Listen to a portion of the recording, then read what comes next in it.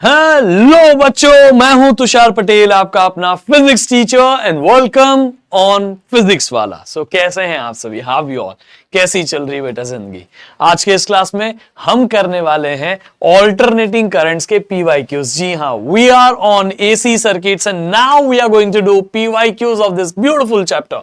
This chapter was very numerical type. This chapter was very much including derivations and all those things. So ये जो chapter है हमारा, इसमें बहुत सारी डेरिवेशंस और बहुत सब कुछ था यहाँ पे। आप सभी को मैंने ये पूरा चैप्टर 4 घंटे खींच के एकदम डिटेल में पढ़ा है। एवरी डेरिवेशन, हर एक चीज बेटा, it requires very much patience to watch that entire video.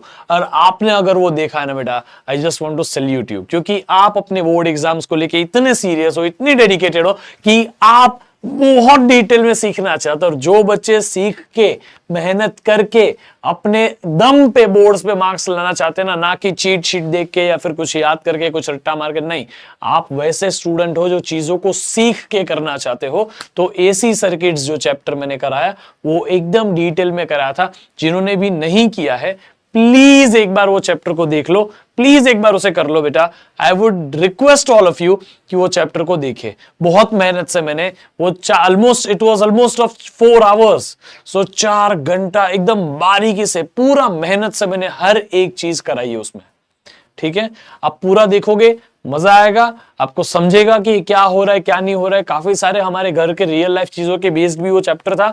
मैंने उसमें कुछ स्टोरी भी बताई है, निकोला टेस्ला, ये सब वो सब, ताकि आपको उस चैप्टर का कॉन्टेक्स्ट रहे। मैंने बेटा उस चैप्टर को जिस तरीके से पढ़ाया है वही तरीके से आप हर जगह उसको अप्लाई कर सकते हो। In case if you are going for engineering, तो आप एटलीस्ट पूरा एक सब्जेक्ट उसके ऊपर देखोगे और पूरा एक सब्जेक्ट आपको एसी सर्किट्स ऑल्टरनेटिंग करंट्स के ऊपर आएगा। सो इसीलिए मैं आपको ये रिक्वेस्ट करता हूं बेटा, प्लीज प्लीज प्लीज, आपसे मेरी बहुत बड़ी रिक्वेस्ट है कि प्लीज जाके उस चैप्टर को देखो। उसमें मैंने बहुत मेहनत से सारी की सारी चीजें with its some of the solved examples कराई है, सारी डेरिवेशंस भी कराई आपको, ताकि एग्जाम में आप जो भी डेरिवेशन है वो कर पाओ। आज मैं आपको उसके ऊपर पीवाईक्यूज कराने वाला हूं।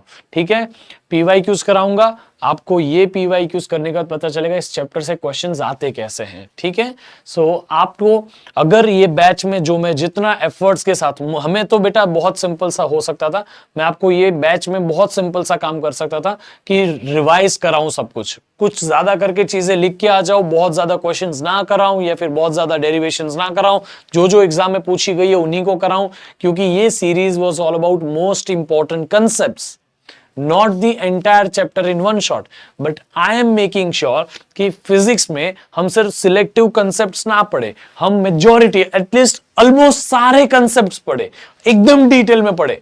जो यूजुअली आपने देखा होगा विजेता सीरीज में, जो चैप्टर को कंप्लीट करने के लिए टीचर्स को 9 घंटे लगते हैं, उन चीजों को मैं 3 से 4 घंटे में कुछ करने की कोशिश करता हूं बेटा। तो आप सभी का भरपूर सपोर्ट चाहिए मुझे बेटा। इस चीज में मैं आप सभी से सपोर्ट मांगता हूं।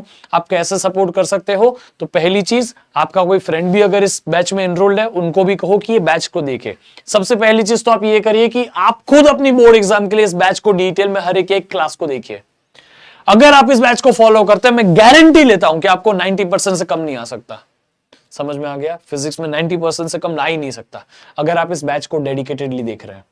ठीक है, दूसरा, जो भी आपके फ्रेंड्स हैं उनको भी समझाइए आपको कौन से मेथड्स की वजह से आपको पढ़ाई इस बैच में जम रही है, जिसकी वजह से आप इस बैच को पढ़ने के, आप इस बैच से और अपने आप को इंप्रोवाइज कर पा रहे हो। अपने फ्रेंड्स को भी टिप्स दीजिए। ठीक है, तीसरी चीज, आप अपने कमेंट्स में बताइए कि आप जो कमेंट्स होती है या तो जो आपके सजेशंस और फीडबैक होती है, उसमें बताइए कि आपको ये क्लास कैसी लगी है। अच्छी लगी, अच्छा बताइए, जैसी भी लगी वैसा बताइए। ठीक है, और आप क्लास स्टार्ट करते हो, उसके बाद में वो क्लास के ऊपर सेम डे पे उसी क्लास के ऊपर ना वो आप देखो 1 2 3 4 4 5 स्टार्स जैसा वो होता है, जिसके आप स्टार्स दे सकते हो। वो रेटिंग आपको जैसा भी बेस्ट लगे क्लास वैसा दीजिए। अगर आपको मेरी मेहनत पसंद आती है 5 स्टार्स दीजिए, है ना। ये आपकी इच्छा है, आपको जैसा भी आपको मेहनत करनी है उस हिसाब से करिए। मतलब आपको अपने बोर्ड एग्जाम्स के लिए ये बैच कितना सपोर्टिव लग रहा है, उस हिसाब से आप मेरे को आपका जो भी फीडबैक है वो दीजिए। ठीक है बेटा, ये मेरी आपसे जेन्युइन रिक्वेस्ट है। ठीक है, चलो now here we are going ahead with this beautiful batch of twelfth board booster 2.0 और ऑल्टरनेटिंग करंट्स के हम पीवाईक्यूज कर रहे हैं। ठीक है, ऑल्टरनेटिंग करंट के हम पीवाईक्यूज कर रहे हैं। Now we are going to do all this topics के क्वेश्चंस। उसके पहले हम फॉर्मूला लिस्ट बनाएंगे और फॉर्मूला लिस्ट के पहले मैं आपको ये एनालिसिस के बारे में एक बार बता दूं। आप सभी को पता होना चाहिए कि सीरीज एलसीआर वाला चैप्टर, सीरीज एलसीआर वाला जो कंसेप्ट है वो बहुत ज्यादा पूछा गया, सीरीज एलसीआर वाला कंसेप्ट और उसके अलावा ट्रांसफॉर्मर्स और पावर्स वाला कंसेप्ट। ठीक है, ये तीन चीजें बहुत पूछी गई है। ये पीवाईक्यूज आज मैं आपको इसके बेस्ड करा रहा हूं, मजा आएगा। कुछ छोटा मोटा कैलकुलेशन आपके ऊपर छोड़ूंगा जो आपको प्रैक्टिस के लिए मैं करा रहा हूं। ठीक है, बाकी मेजॉरिटी ऑफ चीजें मैं आपको आज इसी क्लास में कराऊंगा। ये जो क्वेश्चंस है, देखो बेटा एक खास बात पता है ना आपको, ये खास बात इस चैप्टर की है कि हम इस चैप्टर को आज ये क्लास को खत्म करने के बाद हम 50% से भी ज्यादा सिलेबस कंप्लीट कर चुके होंगे। एटलीस्ट 50% तो हम कर चुके हैं। सो कैसे हमने स्टार्ट किया था, I just remember the very first class. जी हाँ, उसके बाद से आप फर्स्ट क्लास में आप सभी को लग रहा था कि सर 3-3 घंटे 4-4 घंटे कैसे पढ़ा रहे हो, हम लोग को 1.5 घंटे का बोला गया है। धीरे धीरे you guys actually became serious for your studies and you adjusted with this method कि एक लेक्चर बड़ा अच्छा सा करा दो। अब तो बच्चे खुद हर लेक्चर में कमेंट करते सर आपने 3 ही घंटा लिया, 4 घंटा ले लो, हमें और डिटेल में कराओ। तो बेटा आपका ये जो डेडिकेशन है, it is inspiring for me. ठीक है, that is why for the very first time मैं अपने बच्चों को सैल्यूट कर रहा हूं, क्योंकि उनकी मेहनत में देख के इंस्पायर हो रहा हूं बेटा। तो इसीलिए आज मैं आपको ये जो भी हमने किया था उसका रिवीजन या लेट्स से हमें उसका फॉर्मूला लिस्ट आपको अभी कराऊंगा। ठीक है, तो ये फॉर्मूला लिस्ट बहुत आपको काम आएगा। It is going to help you a lot. ठीक है, अब हम बढ़ते हैं फॉर्मूला लिस्ट के ऊपर। सबसे पहले अच्छा, ये फॉर्मूला लिस्ट में हमें सबसे पहले IRMS, VRMS उसके फॉर्मूले पता होने चाहिए। तो आपको RMS वेलोसिटी का जो फॉर्मूला, अरे सॉरी, RMS वोल्टेज और RMS करंट के लिए जो फॉर्मूला है IRMS क्या होता है, करंट RMS करंट। तो IRMS यानी RMS करंट, ये होता है I मैक्सिमम अपॉन √2।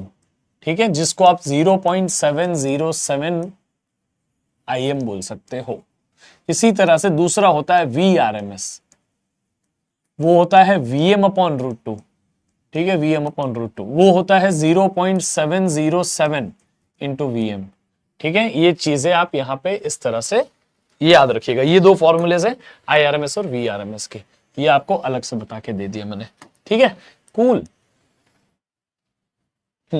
अब हम बढ़ते हैं सिर्फ pure resistor, pure capacitor, pure inductive पे। मैं आपको फॉर्मूला लिस्ट करा रहा हूं, this must be there on your sheet. वैसे मैंने आपको पहले चैप्टर जो सिखाया ना, तो इस चैप्टर को जब सिखा रहा था तभी मैं आपको इतना डिटेल में फॉर्मूला लिस्ट भी बनवा चुका हूं कि आपको अभी तो उसमें सब आना चाहिए। मैं यहाँ फॉर्मूला लिस्ट जो बनाऊंगा ना वो कंसाइज होगी, लेकिन आपको जो मैंने चैप्टर में सिखाया ना वहां पर मैंने सिर्फ pure R, pure L, pure C, RLC, RL, LR, RL हो गया, RC हो गया, LC हो गया, सबके लिए क्या ये सब आपको कराया था। तो आपको डिटेल में चैप्टर सीखा हुआ होगा। आज आपको पता चलेगा बेटा, जिसने वो क्लास पूरी देखी है ना उसको आज के न्यूमेरिकल्स लॉलीपॉप लगेंगे, उसको लगेगा ये न्यूमेरिकल्स है, ये आपको डायरेक्ट चीजें दी हुई है, सीधा यहां से फॉर्मूला उठाया और खत्म किया। आपको यहां पे केस दिया होगा, ये RLC सर्किट है, RLC वाले में से फॉर्मूला उठाया, आंसर आ गया।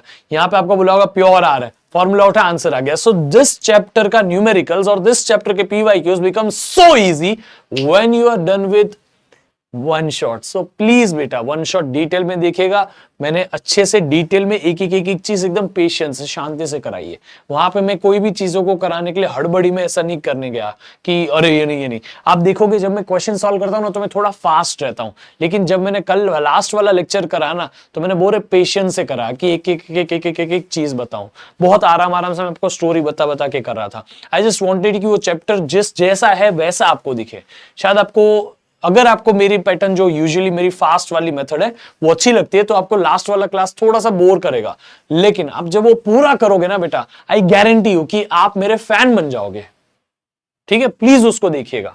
चलो here we go, formula list. Formula list के ऊपर जाते हैं। सबसे पहली चीज हम यहां फॉर्मूला लिस्ट में प्योर रेजिस्टिव सर्किट के ऊपर बात करते हैं। Pure resistive circuit, pure R circuit. हमारे पास में कोई रेजिस्टर है जिसको हमने एक ऑल्टरनेटिव सप्लाई से कनेक्ट कर दिया है और ये रेजिस्टर को आर दिया है, वोल्ट रेजिस्टेंस उसका। अब यहां पे हमने यहां पे वोल्टेज जो दिया हमने V is equal to V, आपकी टेक्स्ट बुक के हिसाब से V is equal to VM sine omega t हमने वोल्टेज दिया। वेयर व्हाट इज ओमेगा बच्चा? Omega is 2 pi by 2 pi f. Omega को याद रखो, एंगुलर फ्रीक्वेंसी है, दैट इज 2πf, ये भी आप याद रखिएगा, ठीक है।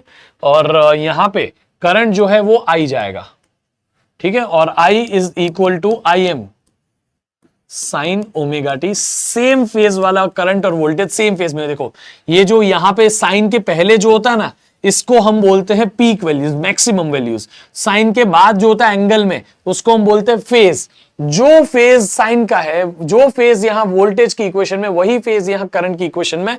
Current and voltage are in same phase. बोलो एक बार, इस स्टेटमेंट को हम यहां पे लिख भी लेते हैं, current and voltage are in same phase. Current and voltage are in same phase, याद रहेगा, ये चीज आप भूलना मत। करंट और वोल्टेज दोनों सेम फेज में होते हैं प्योर रेजिस्टिव सर्किट में। प्योर रेजिस्टिव सर्किट में अगर आपको यहां पे फॉर्मूला अप्लाई करना है ओहम्स लॉ का, तो आप ओहम्स लॉ अप्लाई कर सकते हो, V is equal to I R. लेकिन ये जो V है ना, वो आपको V मैक्स भी ले सकते हो, V RMS भी ले सकते हो। चाहो तो RMS लिखो बेटा, V RMS is equal to I RMS into resistance, ठीक है, इतना भूलना मत। अगर आपको चाहिए कि यहां पे आप पावर फैक्टर की वैल्यू लिखो, पावर फैक्टर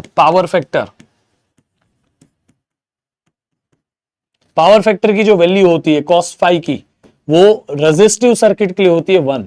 प्लीज इसको याद रखिएगा, ठीक है। ये सारे वो फॉर्मूलाज है जो आप इस पर्टिकुलर सीक्वेंस में लगा सकते हो। इसका फेजर डायग्राम भी यहां है। फेजर डायग्राम इसका बहुत सिंपल सा फेजर डायग्राम होता है। आप करंट और रेजिस्टेंस दोनों सेम ही लाइन में बनाते हो। आप करंट जहां बनाते हो वहीं पे रेजिस्टेंस, वहीं पे जहां करंट बनाते हो वहीं पे वोल्टेज भी बनाते हो, जहां वोल्टेज बनाते हो वहीं पे करंट भी बना सकते हो। तो करंट अगर यहां है, वोल्टेज अगर यहां है, तो करंट भी उसी लाइन में है, करंट भी उसी के फेज में है, सेम फेज में है, ठीक है। वही मैंने यहां स्टेटमेंट में लिखा है, दोनों सेम फेज में है। दूसरा, अब हम आगे बढ़ते हैं। Now the second part which we are going to do, मैं प्योर रेजिस्टिव सर्किट जो है, प्योर रेजिस्टर। इसी तरह हमारे पास दूसरा वाला पार्ट है विच इज प्योर इंडक्टर। क्या है बच्चा? Pure inductor. आप भी मेरे साथ प्लीज फॉर्मूला लिस्ट बनाइएगा बेटा। मैं जितना हो सके अपना यहाँ पे हर एक चीज लिख के बता रहा हूं, लेकिन आप फॉर्मूला लिस्ट जरूर बनाइएगा, ठीक है। आप मेरे स्टूडेंट हो बेटा, आप पढ़ते वक्त आलस नहीं रख सकते, क्योंकि पता है अभी आपने आलस रखी, सिर्फ देख लिया, बाद में आपको करना पड़ेगा, and that will be a backlog. So please will not do that. जब जो कर रहे हैं इतनी शिद्दत से करेंगे कि पूरी कायनात हमें मार्क्स लाके देने में मजबूर हो जाए। समझ में हो गया? तो पूरे ये पूरे नहीं है, प्योर है। ओके चलो, pure inductor, pure inductive circuit. Pure inductor जो होता है वो हम यहां सर्किट बना लेते हैं। ये प्योर इंडक्टर क्या होता है, ठीक है। प्योर इंडक्टर ये, अरे यार इसको कैपेसिटर कनेक्ट कर दिया, देखो सर भी यार, ठीक है। ये प्योर इंडक्टर जिसमें वोल्टेज जो था, हमने वोल्टेज जो दिया है वो है V is equal to VM sine omega t. यही वोल्टेज सेम हमने इसको भी अप्लाई किया था, सेम वोल्टेज अप्लाई किया था रेजिस्टर को भी, और हमें करंट ये मिला था। अब हम यहां भी सेम वोल्टेज अप्लाई कर रहे हैं, और हमें जो करंट मिल रहा है, वो इंडक्टर के अक्रॉस जो हमें करंट मिल रहा है वो है I is equal to I M sine omega t में -5π/2 है। क्या है? -π/2, ठीक है, याद रखिएगा, -π/2 है। अब ये चीज से आपको एक और चीज समझनी चाहिए, इसका फेजर डायग्राम। वोल्टेज जिसमें ओमेगा टी है ना, सिर्फ वो एक्स एक्सिस पे रखो। जिसमें सिर्फ ओमेगा टी है वो एक्स एक्सिस पे रहेगा, ठीक है। जिसमें सिर्फ ओमेगा टी है वो एक्स एक्सिस पे रहेगा, ये रहा वोल्टेज। लेकिन जिसमें ओमेगा टी है वो एक्स एक्सिस पे, उसमें -π/2 है करंट में, तो करंट यहां, ठीक है। तो करंट और वोल्टेज एक दूसरे से π/2 के डिफरेंस पे, करंट पीछे है, तो हम यहां याद रखेंगे बेटा, करंट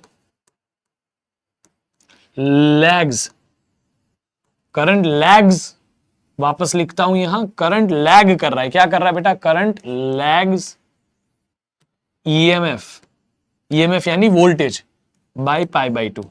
करंट जो है π/2 से पीछे चलता है वोल्टेज के, करंट π/2 से पीछे चलता है वोल्टेज के, याद रखिएगा।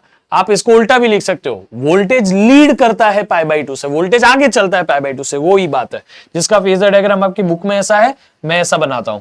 आपको यहां पे बता दूं, यही चीज को जो आपकी बुक में ना थोड़ा सा टिल्ट करके यहां बनाया है, यहाँ पे जो ये है ना उसी को थोड़ा सा टिल्ट करके यहां बनाया है, यही चीज है, कोई और अलग चीज है ही नहीं। ठीक है बेटा, तो फेजर डायग्राम आपको जरूरत पड़े तो एग्जाम में आप बना सकते हैं, यही बना सकते हैं, नो प्रॉब्लम विद दैट। ठीक है, बुक में ऐसा दिया है तो आप ऐसा बना लीजिए, फिर उसको थोड़ा सा एंगल पे टर्न कर लीजिए। कितना एंगल पे टर्न करिए तो बोलो को ओमेगा टी पे हमने टर्न कर दिया। ठीक है, आपको ये कर सकते हैं। दूसरा, इसमें आप ओहम्स लॉ लगा सकते हैं, you can apply Ohm's law over here. आप जो ओहम्स लॉ अप्लाई करना चाहते हैं वो लिखेगा V R M S is equal to I R M S into resistance of inductor which is XC, sorry XC नहीं एक्सएल, इंडक्टर का resistance is reactance, XL is reactance, जिसका formula होता है 2 पाई एफ एल, जिसका नाम है reactance. ठीक है, इसको आप एक चीज और याद रखेगा कि आप ये जो लिख रहे हैं रिएक्टेंस बेटा, वो XL is directly proportional to the frequency है, यानी कि इन दोनों का ग्राफ, फ्रीक्वेंसी और एक्सएल का ग्राफ जो होगा ना, वो दोनों का ग्राफ ऐसा आएगा। ठीक है, इसको मत भूलिएगा। ये आपको सारे फॉर्मूलेज मैंने इंडक्टर के बारे में करा दिए। ये आप V is equal to I R use कर सकते हो, वेर एक्स आर की जगह एक्सएल लिखना है, और एक्सएल की वैल्यू 2 पाई एफ एल होती है, which is called as reactance. किसका रिएक्टेंस? इंडक्टर का, तो इंडक्टिव रिएक्टेंस। उसका फेजर डायग्राम, कौन लीड करता है कौन लैग करता है, करंट लैग करता है, उतना याद रख लो, करंट लैग करता है।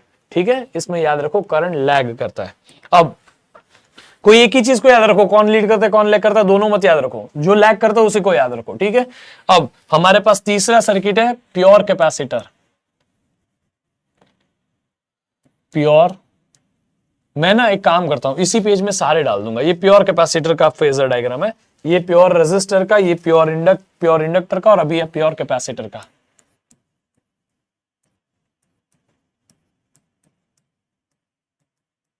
प्योर कैपेसिटर का फेजर डायग्राम बनाते हैं।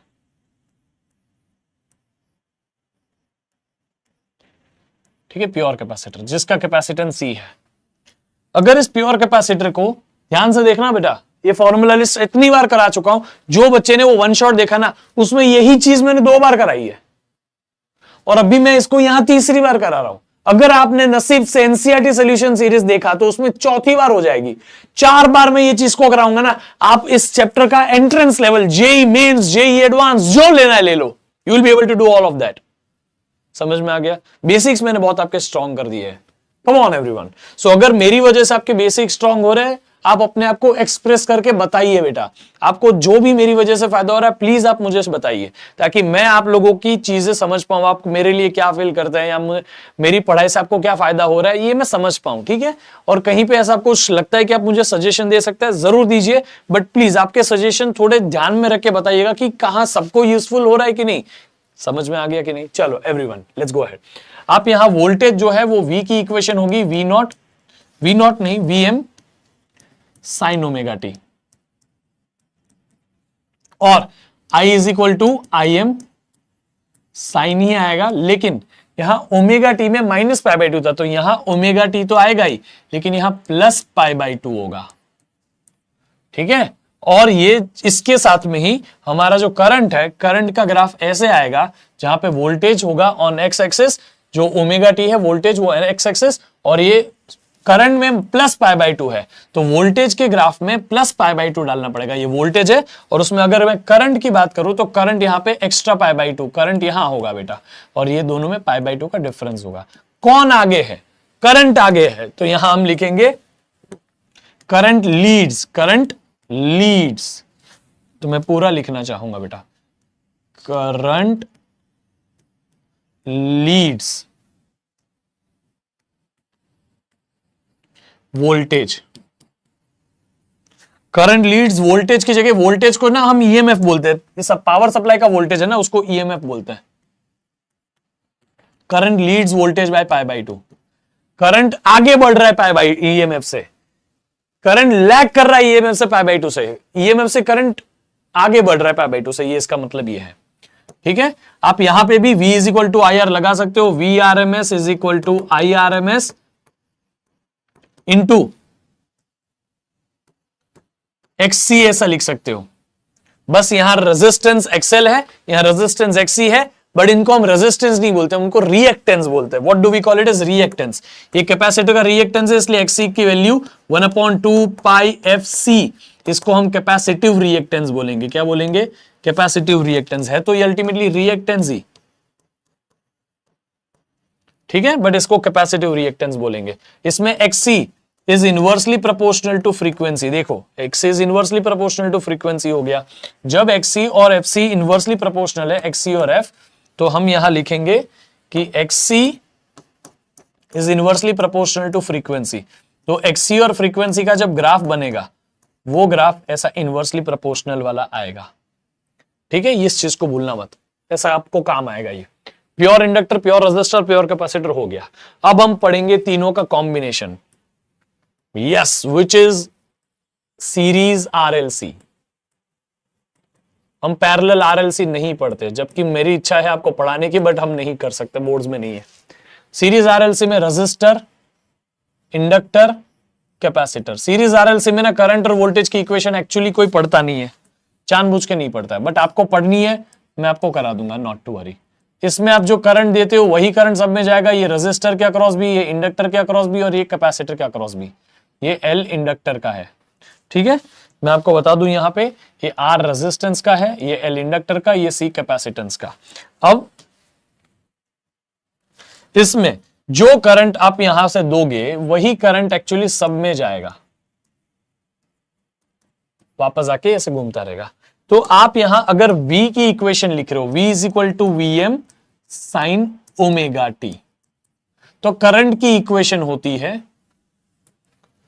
करंट की इक्वेशन होती है IM sine omega t minus और प्लस फाई। फाई कैसे निकालना है बता दूंगा, आप याद रखिएगा। दूसरा तरीका यह है, आप यहां साइन ओमेगा टी की जगह ओमेगा टी प्लस और माइनस फाई लिखिए, और करंट की इक्वेशन में माइनस और प्लस मत लिखिए, ये सब हटा दीजिए।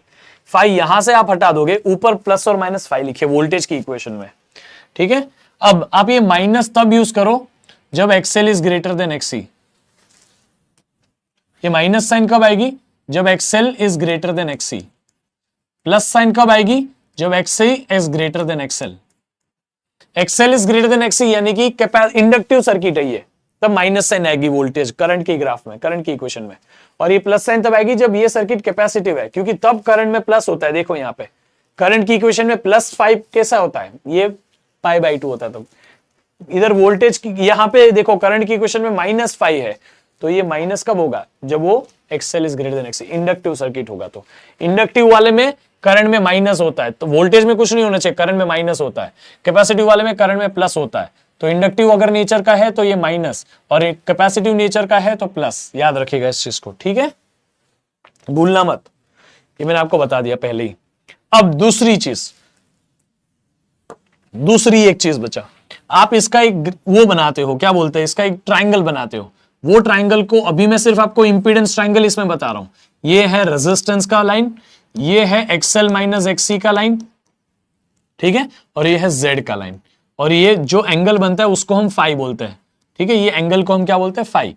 फाई को फेज बोलते हैं। फाई इज व्हाट बच्चा? फेज। फेज एंगल बोलो, फेज बोलो, एक ही बात है। आप फाई किसी ने पूछा, फेज पूछा किसी ने, तो phi is equal to tan inverse of tan theta. क्या होता है? अपोजिट अपॉन एडजेसेंट, तो XL minus XC upon R, ये लिख सकते हो, XL minus XC upon R। ये है फाई का वैल्यू। कोई आपको फेज एंगल पूछेगा तो ऐसे निकालना। दूसरा एक होता है यहां पे, जो मैं यहां पे और यहां पे अभी तक मैंने नहीं लिखा, उसके लिए मैं आपको यहां लिखता हूं। एक होता है cos फाई। पहले उसके पहले Z की वैल्यू लिखो। Z का फॉर्मूला होता है root of R square plus XL minus XC the whole square. XL minus XC the whole square, ठीक है, R square plus XL minus XC the whole square. ये जो Z है ना, Z, उसको हम बोलते हैं इंपीडेंस। कंबाइन जब होता है ना, resistance, inductor capacitor, capacitor resistor, तो उनका नेट रिएक्टेंस, सिर्फ रेजिस्टर तो रेजिस्टेंस, सिर्फ इंडक्टर तो रिएक्टेंस, सिर्फ कैपेसिटर तो रिएक्टेंस, कॉम्बिनेशन तो इंपीडेंस। इन तीनों का, रेजिस्टेंस का, रिएक्टेंस का और इंपीडेंस का, तीनों का यूनिट ओहम ही होता है। इसका यूनिट ओहम है बेटा। इसका यूनिट क्या है? ओहम। इसका यूनिट भी क्या है? ओहम। इसका भी यूनिट क्या है, रेजिस्टेंस का यूनिट भी ओहम है, वो तो बताने की जरूरत नहीं है। रिएक्टेंस का यूनिट भी ओहम ही होता है, ठीक है। अब दूसरी चीज, जो इसमें से प्रेजेंट नहीं है, कैपेसिटर नहीं है, तो एक्सी की वैल्यू 0 डालते जाओ हर जगह। तो ये तो आपको टेंशन लेने की जरूरत ही नहीं है, एक्सएल तो 0 से बड़ा ही होगा, एक्सी 0 होगा, तो इसलिए माइनस साइन आ जाएगी यहां पे, अगर कैपेसिटर नहीं है तो। इंडक्टर नहीं है, इंडक्टर नहीं है तो एक्सएल तो 0 हो गया, तो एक्सी बड़ा हो गया, तो यहां पे प्लस आएगा नीचे। समझ में आ गया, क्योंकि एक्सी में कैपेसिटर वाला हो गया, तो कैपेसिटर वाला हो गया तो बीच में प्लस आएगा यहां करंट वाले में, और यहां एक्सी की वैल्यू होगी और एक्सएल की वैल्यू 0 होगी अगर इंडक्टर नहीं है तो। समझ में आ गया, ये सारी चीजें आप एक्सएल की वैल्यू 0 डालते जाओगे। दूसरा, ये एंगल की जो बात कर रहे हो ना आप यहां पर, कॉस फाई, ये पावर फैक्टर, कॉस फाई क्या होता है, power factor. Power factor cos phi होता है। कॉस फाई की वैल्यू कितनी है बेटा, जेड, हाँ बोलो बोलो बोलो, cos theta is R by Z, R by Z, Z की जगह लिख लेता हूं R square plus XL minus XC the whole square, XL minus XC the whole square, ठीक है। ये पावर फैक्टर लिख लिया हमने। अब इससे आप पावर फैक्टर लाओगे, इसका पावर फैक्टर कितना है पता है, इसका पावर फैक्टर 0 है।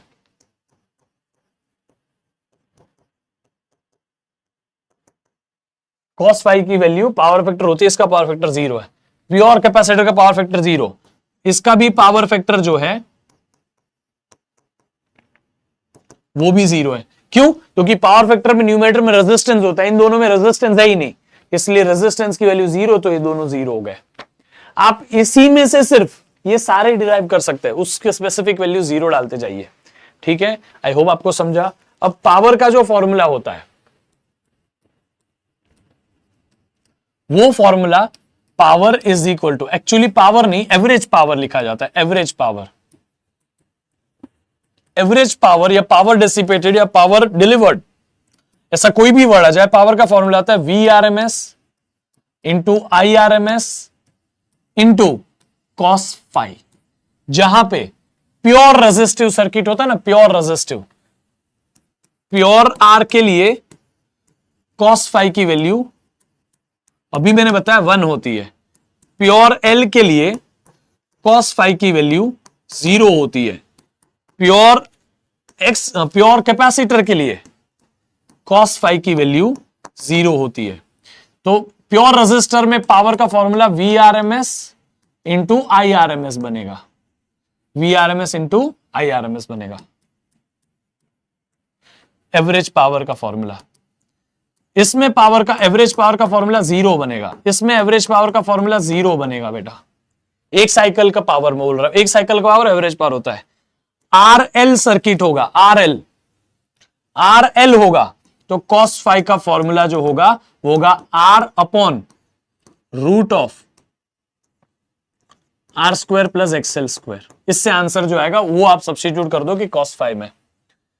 और अगर आपके पास कोई एलसी सर्किट है तो कॉस फाई 0 होगा, क्यों, रेजिस्टेंस ही नहीं है इसमें, इसलिए आर 0, तो यहां कॉस फाई 0, तो एवरेज पावर अगेन 0। जब जब कोई सर्किट का कॉम्बिनेशन हो जिसमें रेजिस्टेंस ही ना हो, जिसमें रेजिस्टेंस ही ना हो, तो उसका पावर फैक्टर 0 होता है। एल आर सी सर्किट है तो कॉस फाई का पावर फैक्टर का फॉर्मूला होता है R upon root of R square plus XC square. ये जो भी आंसर आएगा उसको आप सब्स्टिट्यूट कर सके, पावर फैक्टर निकाल लीजिएगा।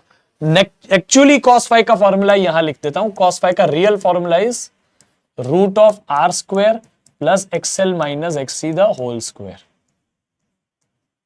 ठीक है। ये फॉर्मूला है जिसमें से हमने ये सारा किया। तो आपको अगली बार ये सबके लिए एमसीक्यू पूछा जाए, 1 मार्क का पूछा जाए, आपको आना चाहिए, ठीक है। कोई डाउट है? अब हमारे पास आता है formula list for transformer. Transformer में एक ही फॉर्मूला है, ट्रांसफॉर्मर में है टर्न्स रेशियो का फॉर्मूला। ट्रांसफॉर्मर में टर्न्स रेशियो के फॉर्मूला को कोई ट्रांसफॉर्मर्स रेशियो भी बोलते हैं, टर्न्स रेशियो बोलता हूं मैं उसको। तो टर्न्स रेशियो जो होता है वो होता है number of turns in primary coil divided by number of turns in secondary coil. Primary coil वो होते हैं जहां पे इनपुट दिया जाता है, सेकेंडरी कॉइल वो होती है जहां आउटपुट लिया जाता है। तो वोल्टेज इन प्राइमरी कॉइल या EMF in primary coil upon EMF in secondary coil, current in primary coil, current received, current in secondary coil upon current in primary coil, ये होता है आपका टर्न्स रेशियो। ठीक है। अगर आपको बोला जाए स्टेप अप ट्रांसफॉर्मर है, स्टेप अप यानी कि लो वोल्टेज से हाई वोल्टेज जाता है, तो number of turns in primary coil से बड़ा होगा number of turns in secondary coil. Numbers of turns बढ़ जाएंगे, क्योंकि नंबर ऑफ टर्न्स बढ़ेंगे तो वोल्टेज भी बढ़ेगा। अगर आपको बोल दिया स्टेप डाउन ट्रांसफॉर्मर है, आपको आइडेंटिफाई करना है number of turns in first coil will be greater than number of turns in second coil, number of turns कम हो जाएंगे। समझ में आ गया? इस तरह से ये प्राइमरी कॉइल यहां होती है, दूसरी यहां होती है। इन दोनों को और अगर नजदीक लेके आएंगे तो हमारा फ्लक्स लीकेज कम होगा। ये बेटर अरेंजमेंट है इसके कंपेयर में बेटा, तो इसमें फ्लक्स लीकेज का लॉस कम होगा। आई होप जिसने ये चैप्टर का लास्ट पार्ट देखा ना उसको ये फ्लक्स लीकेज समझेगा। प्लीज देखो, अमेजिंग चैप्टर है, अमेजिंग लेक्चर लिया था मैंने, ठीक है। मुझे जब पढ़ाने बोलते हैं ना तो मुझे अपने लेक्चर का सेटिस्फेक्शन निकलता है कि मैं कैसा पढ़ाया आज। अगर मैं कंटेंट वाइज लास्ट क्लास देखो ना, पढ़ाने वाइज, सिर्फ पढ़ाने की बात, कोई इधर उधर का टाइम पास नहीं, इधर उधर की बातें नहीं, पढ़ाने वाइज पिछला class was my best given output, जहां पे मैंने अपना बेस्ट दिया था। शांति से सिर्फ पढ़ाने पे फोकस किया, इधर उधर की कोई बातें नहीं, ठीक है। वो क्लास मैं यही चाहता हूं बेटा, आपको भी ये आदत डालना चाहता हूं। देखो एक चीज तो आपको आदत पड़ी होगी मेरे साथ पढ़ पढ़ के, कि आप अगर मेरे से 4 घंटा पढ़ रहे हो ना, उस 4 घंटे में 3 घंटा 45 मिनट ऑलमोस्ट आप पढ़ ही रहे हो, कंटिन्यूसली पढ़ रहे हो विदाउट एनी बीच बीच के। जो मुझे कई लोगों ने ऐसा सजेस्ट भी किया था जब मैं ये बैच शुरू कर रहा था कि आप थोड़ी देर पढ़ाओ, 20-25 मिनट पढ़ाओ, फिर बच्चों को थोड़ी देर ना टाइम पास कराओ, बच्चों को मूड फ्रेश कराओ या बच्चों को थोड़ा रिलैक्स्ड करो। नहीं, मैं इसमें नहीं मानता। क्यों नहीं मानता? मैं अपना बात बताता हूं बेटा, ध्यान से सुनना। मैं इसलिए इसमें नहीं मानता क्योंकि मैं चाहता हूं कि आप ऐसे बच्चे बने या आप ऐसे आगे जाके बने जिसको फोकस देने के लिए घंटों तक वो टाइम दे सकता है, जिनका फोकस लंबे समय तक रह सकता है। आप वैसे बच्चे ना बने जिनका फोकस 15 मिनट में चला जाता है। यू गाइज आर मिलेनियल्स, आपको जेनजी बोला जाता है, सॉरी मिलेनियल्स नहीं बोला जाता, आपको जेनजी बोला जाता है। आपको हमारे प्रधानमंत्री अमृत पीढ़ी बोलते हैं, पता है ना। आप जेनजी नहीं है, आप अमृत पीढ़ी है।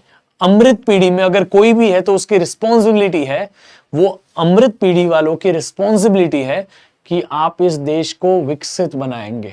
अगर आपको इस देश को विकसित बनाना है, आपको भारत को डेवलप्ड नेशन बनाना है, तो आपको भी तो उस हिसाब से डेवलप बनना पड़ेगा।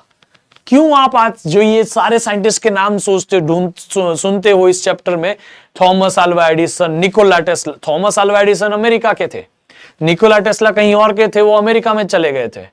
वेस्टिंग हाउस अमेरिका के थे। क्यों बड़े बड़े साइंटिस्ट सारे अमेरिका से निकले? क्योंकि उन्होंने, तभी तो अमेरिका डेवलप बना।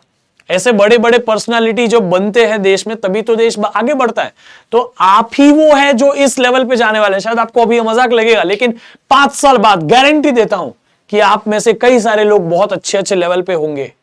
मुझे पता है, जिन बच्चों को मैं 12th में पढ़ा रहा था पहले, इसके पहले मतलब मैं ऑफलाइन में मैंने 5-6 साल तक अपनी खुद की कोचिंग क्लासेस चलाई है मुंबई में, ठीक है, with the name of Educrafter science. अब मैंने वो सब बंद कर दिया। अब मैं आप सभी को इसी तरह फिजिक्स वाला मैं पढ़ा रहा हूं। बट अब गूगल करोगे तो आपको मिलेगा। उन बच्चों में से कई सारे बच्चे, कोई डॉश बैंक में है, कोई बैंक ऑफ अमेरिका में है, कोई आईसीआईसीआई बैंक में है, कोई मतलब कोई अमेजोन में है, कोई बड़े बड़े स्टार्टअप में है, कोई फॉरेन गया है, जर्मनी गया पढ़ने के लिए, तो कोई आगे काम करने के लिए फॉरेन में गया है। तो ये स्टूडेंट्स की लाइफ बदल चुकी है। This guys are the future of the country now. मैं बस आपके थ्रू अपना फ्यूचर बनाना चाहता हूं आपकी कंट्री का। मुझे ये नहीं चाहिए कि आप मेरे लेक्चर के वक्त मुझे याद रखो, मुझे ये चाहिए कि आप इस लेक्चर के बाद मुझे याद रखो, पूरी लाइफ मुझे याद रखो। That's why I do all of this work. समझ में आ गया?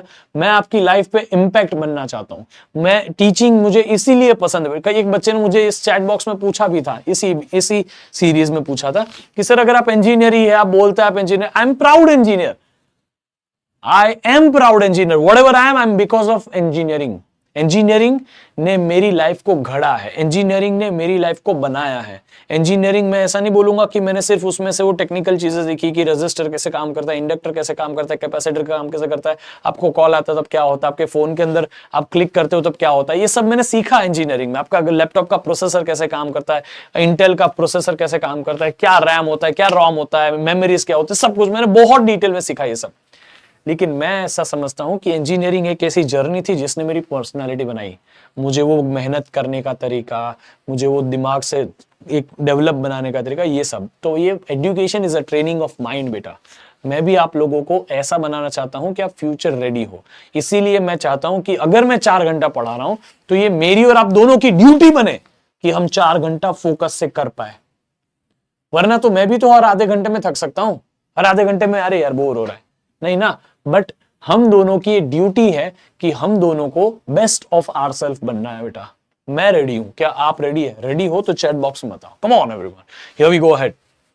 ये सारे फॉर्मूलेज हमने कर लिए हैं। अमृत पीढ़ी, चलो शुरू करते हैं। PYQs, very first thing, MCQ which was asked in 2023। इसमें से सही कौन सा ग्राफ है PQRS में से जो अल्टरनेटिंग फ्लो बता रहा है? देखो अल्टरनेटिंग फ्लो ये नहीं बता सकता, ये नहीं बता सकता, ये बता सकता है और ये भी बता सकता है। लेकिन अब आपको 2 ऑप्शन मिले तो कोई एक ही आंसर है। तो जो 0 से चालू हो वो परफेक्ट है। इन दोनों में से ये 0 से चालू हो रहा है, ये 0 के ऊपर है ऐसा जा रहा है, ये 0 के और ऊपर है, ये 0 के बहुत ऊपर ऐसा जा रहा है। एक्चुअली आपको समझ रहा है ये 0 और ये अलग अलग क्यों है? ये दोनों ग्राफ सेम क्यों नहीं है? मैं आपको बताता हूं। ये एक्स एक्सिस है, ये देखो ये एक्स एक्सिस है, ये वाई एक्सिस है, ये एक्स एक्सिस पे ही ऐसा जा रहा है ग्राफ, और ये एक्स एक्सिस के बहुत ऊपर ऐसा जा रहा है। ये एसी नहीं है, समझ में आ गया? ये भी एक्चुअली आगे जाके हम ना सेमीकंडक्टर लास्ट चैप्टर में हम पढ़ते हैं कि एसी सप्लाई हमारे घर पे तो आ गया, हमारे घर पे ट्रांसफॉर्मर, हमारा चार्जर का जो डब्बा है उसने इस एसी सप्लाई को एक स्पेसिफिक वोल्टेज से दूसरे स्पेसिफिक वोल्टेज में कर दिया ट्रांसफॉर्मर ने।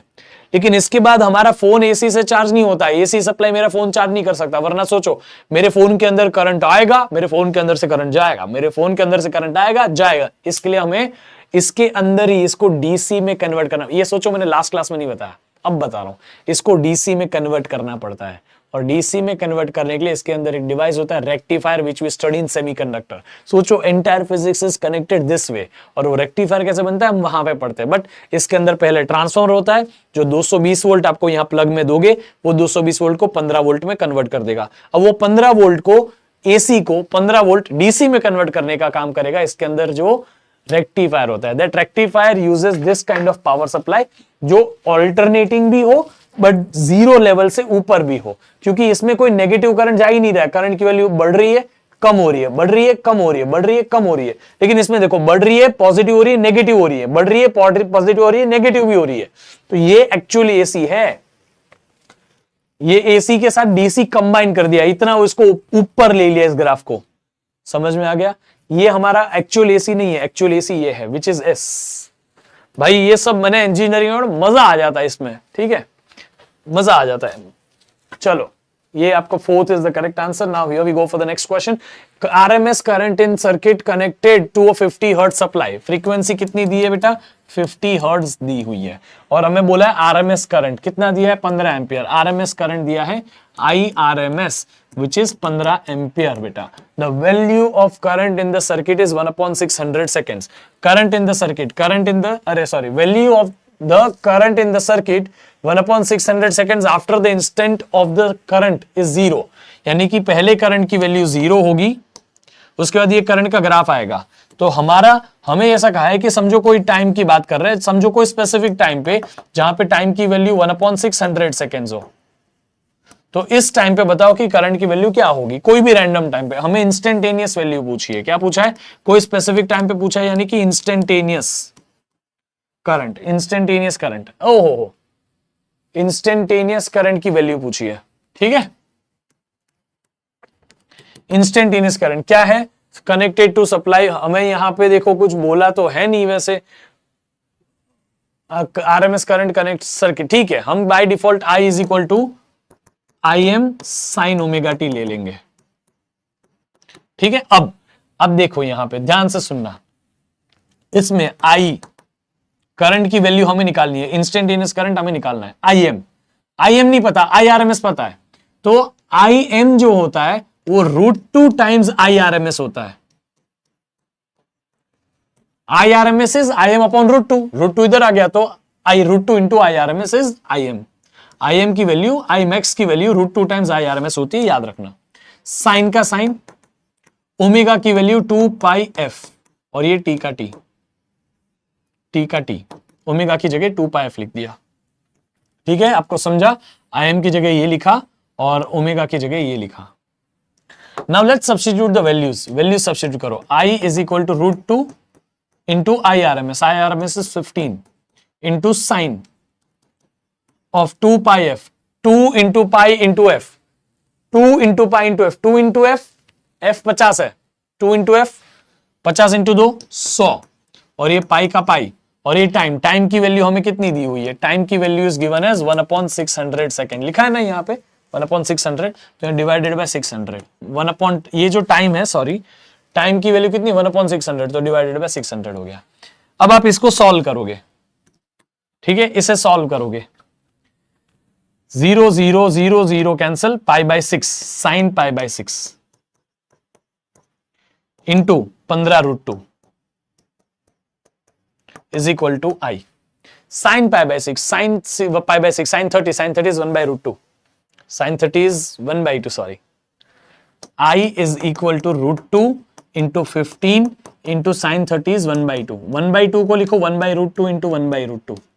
1/√2 इंटू 1/√2 क्या होता है? √2 नो √2, 15/√2।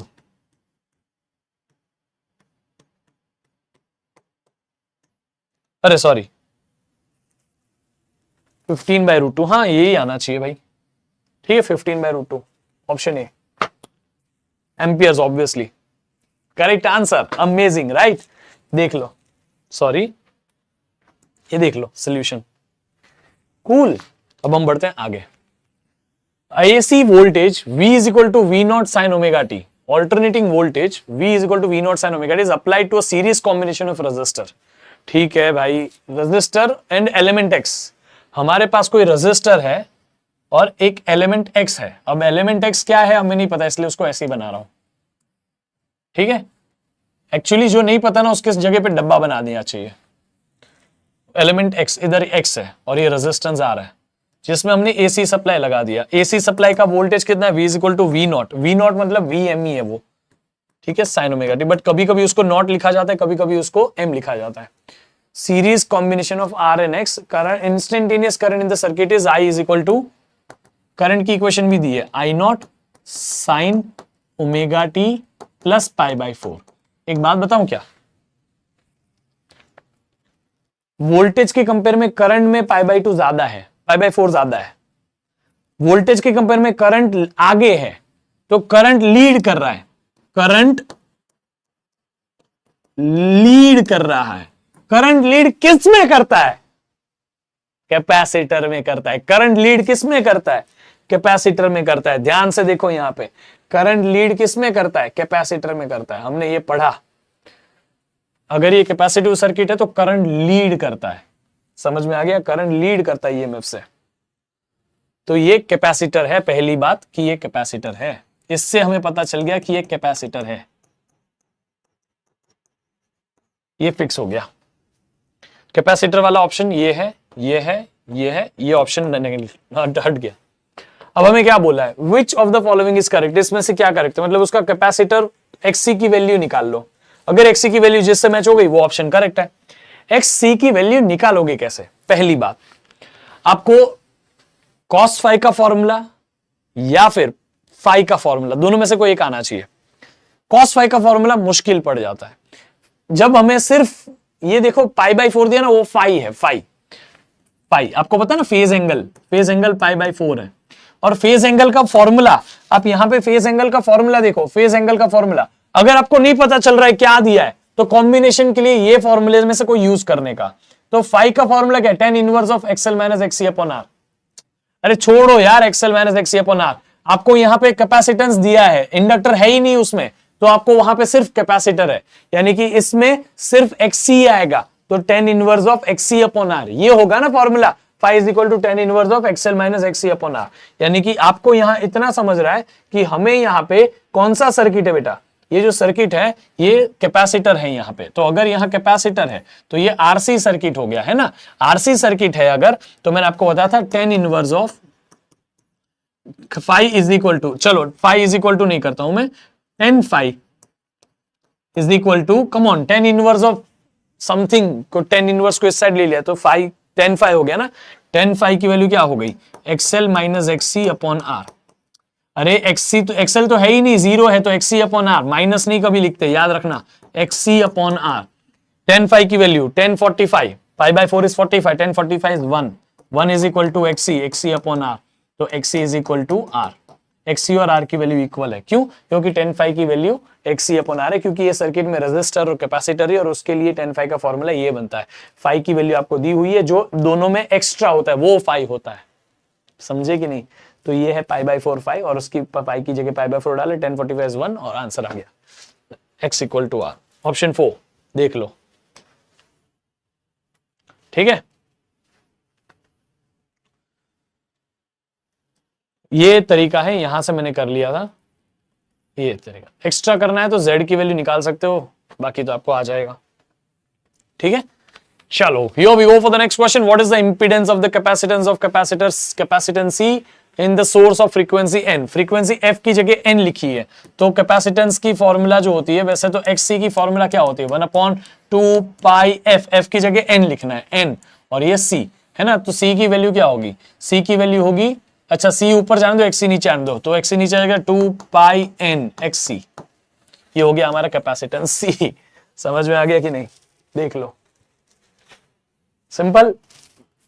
ये सारे एक एक मार्क के लिए, बहुत पूछेंगे इसमें एक एक मार्क के क्वेश्चंस, फिर भी मैं वो सारे सवाल आपको करा रहा हूं जो लास्ट 3 इयर्स में पूछे गए, so that they are with the new trend, they are with the latest syllabus update. तो आपके लिए best of the best practice करने के लिए जो क्वेश्चंस होते हैं वही मैं आपको कराता हूं, ठीक है। PYQs of SA1 type, this was asked in 2020।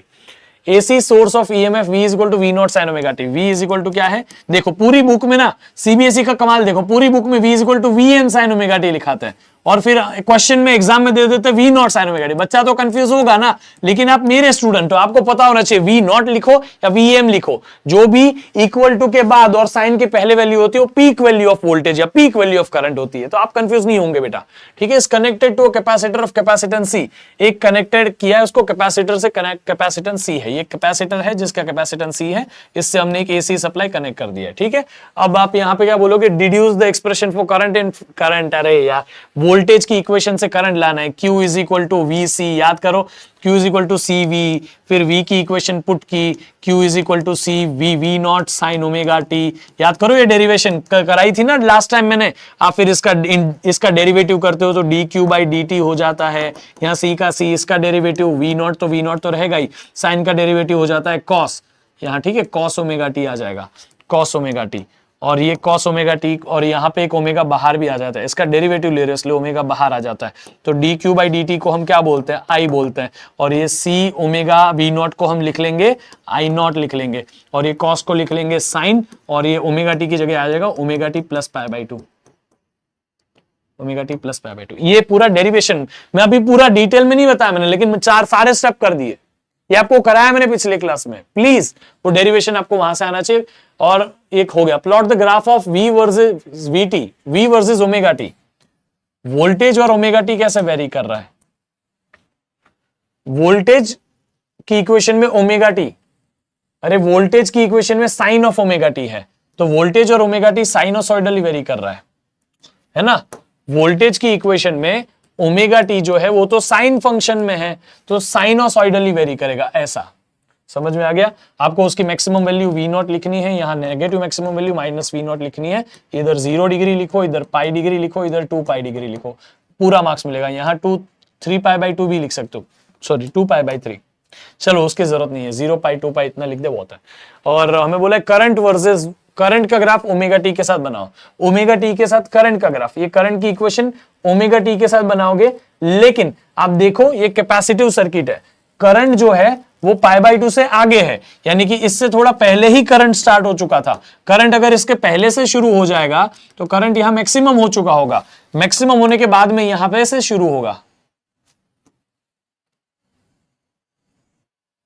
समझ में आ गया। करंट ऐसा होगा जहां हमारा ये ग्राफ खत्म हो जाएगा, ये वाला वोल्टेज का इस पॉइंट पे, वहां तक तो करंट आगे भी बढ़ चुका होगा। ये देखो ये करंट का ग्राफ होगा I नॉट, समझ गए, मिनिमम माइनस I नॉट, ये करंट का ग्राफ। करंट जो है ना बेटा, करंट की इक्वेशन देखो ना, ये भी तो करंट ही था, करंट की इक्वेशन में कॉस है, यानी कि कोसाइन ग्राफ ही तो है ये, कॉस ग्राफ ऐसे होता है। और वैसे मैं आपको इधर से बताऊं तो करंट में π/2 एक्स्ट्रा है, करंट π/2 टाइम्स पहले चालू हो चुका, इसको ऐसा करो, और ये जो π/2 90 डिग्री π/2 पहले करंट चालू हो चुका, तो करंट π/2 पे पहुंचा, तब जाके वोल्टेज शुरू होना चालू हुआ। देख रहे हो आप? नहीं, करंट जब π/2 पे तब वोल्टेज शुरू हुआ, करंट जब आगे बढ़ गया पाई पे तो वोल्टेज का जो है π/2 आया, ऐसा करके। तो इसीलिए हम इस तरह से ग्राफ बनाएंगे, आप ऐसा बनाओ बुक में, ठीक है? This is the way you will make it. Voltage की वैल्यू बड़ी रखना, करंट की वैल्यू छोटी रखना, बस इतना फर्क है, ठीक है? कूल। देख लो, आपको सोल्यूशन देखना है, अच्छे से देख लो। चलो हियर वी गो अहेड। हम 3 मार्क का ऐसे 2 टाइप का क्वेश्चन करे, 3 मार्क का। This was asked in I think which exam, लिखा नहीं है, छोड़ो, लिखा नहीं है, यहां पे आगे लिखा होगा, 2020 में पूछा गया था। There is a graphical variation of reactance of capacitor, ये XC, reactance of capacitor is XC with the frequency of the source, ये फ्रीक्वेंसी के साथ उसका ग्राफ है।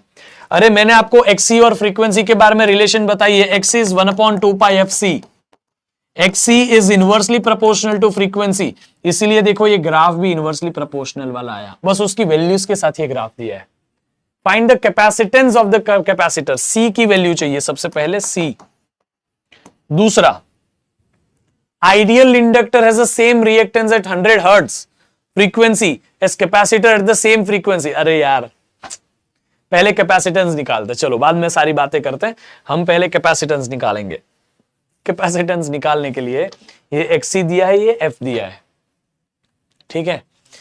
आपको क्या करना है, कोई भी स्पेसिफिक पॉइंट पे आ जाओ, समझो ये पॉइंट पे आए, यहां पे 100 है, यहां 0 है, तो बीच में 50 होगा कि नहीं? तो फ्रीक्वेंसी की वैल्यू जब 50 है, तब आप इस ग्राफ को ट्रेस करो, ऊपर ऊपर, सॉरी, ऊपर ऊपर ऊपर ऊपर, इन दी एयर, ऊपर। यहां पे 12, XC की वैल्यू 12 है, जब फ्रीक्वेंसी की वैल्यू 50 है तब XC की वैल्यू 12 है। इस फॉर्मूला में फ्रीक्वेंसी की वैल्यू 50 डालो और XC की वैल्यू 12 डालो, 12 ओहम। आपको चाहिए, आप यहां ये कॉम्बिनेशन यूज कर सकते हो, ठीक है? ये कॉम्बिनेशन भी यूज कर सकते हो। यहां पे आप फ्रीक्वेंसी की वैल्यू 200 डालो और उसकी जगह ये वैल्यू 2 और 4 के बीच में 3, पर एग्जैक्ट 3 नहीं दिख रहा है, इसीलिए मैंने जानबूझ के वो वैल्यू ली। आप चाहते तो 100 और 6 ले सकते थे, तो 100 डालो फ्रीक्वेंसी और 6 आपका वो डाल दो, तो भी आंसर आएगा।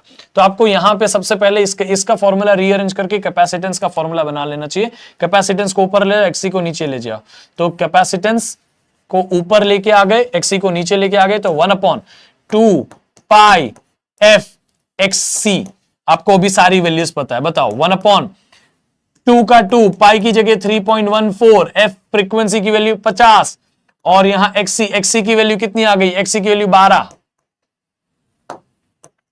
इसको सॉल्व करो, कैपेसिटेंस का आंसर आएगा, that will be written in farad, F। समझा कि नहीं छोटे? अब दूसरा कैपेसिटेंस मिल गया, दूसरा क्या पूछा? At an ideal inductor has the same reactance at 100 hertz as the capacitor. Reactance of inductor is equal to reactance of capacitor at frequency which is equal to 100 hertz. ऐसा लिख के दिया तुम्हें, और इसका मतलब ये रेजोनेंट फ्रीक्वेंसी है, रेजोनेंट फ्रीक्वेंसी पे XL और XC इक्वल होते हैं। अच्छा, मैं आपको ये फॉर्मूला लिस्ट में तो बताना शायद भूल गया, XL और XC इक्वल होते हैं रेजोनेंस फ्रीक्वेंसी पे। मैं आपको भी लिखा देता हूं फॉर्मूला शीट में, ये मैंने आपको पिछले क्लास में पढ़ाया था, ठीक है? ये तो बोल दिया है। चलो, capacitor has the same frequency, find the value of inductance of the inductor. मुझे बताओ 100 हर्ट्ज पे XC की वैल्यू तो 6 है ना?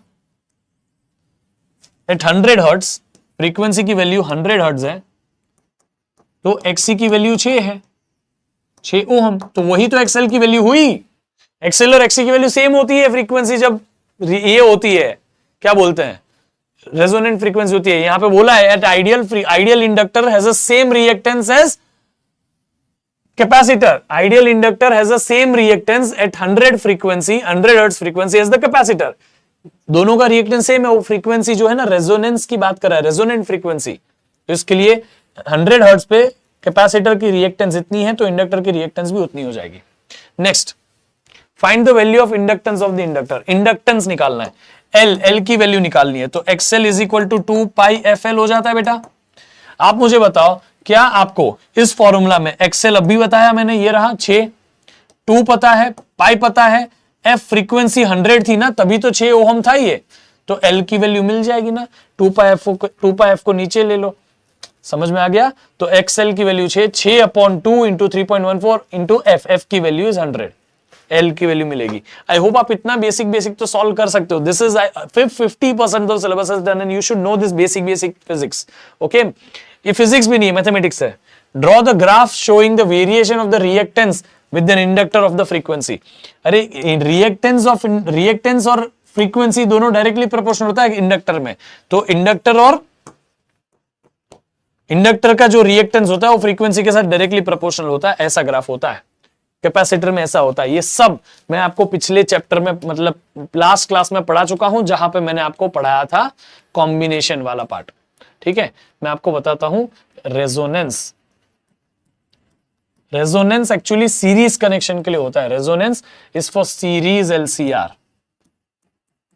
ठीक है, ये रेजिस्टर, ये इंडक्टर, ये कैपेसिटर।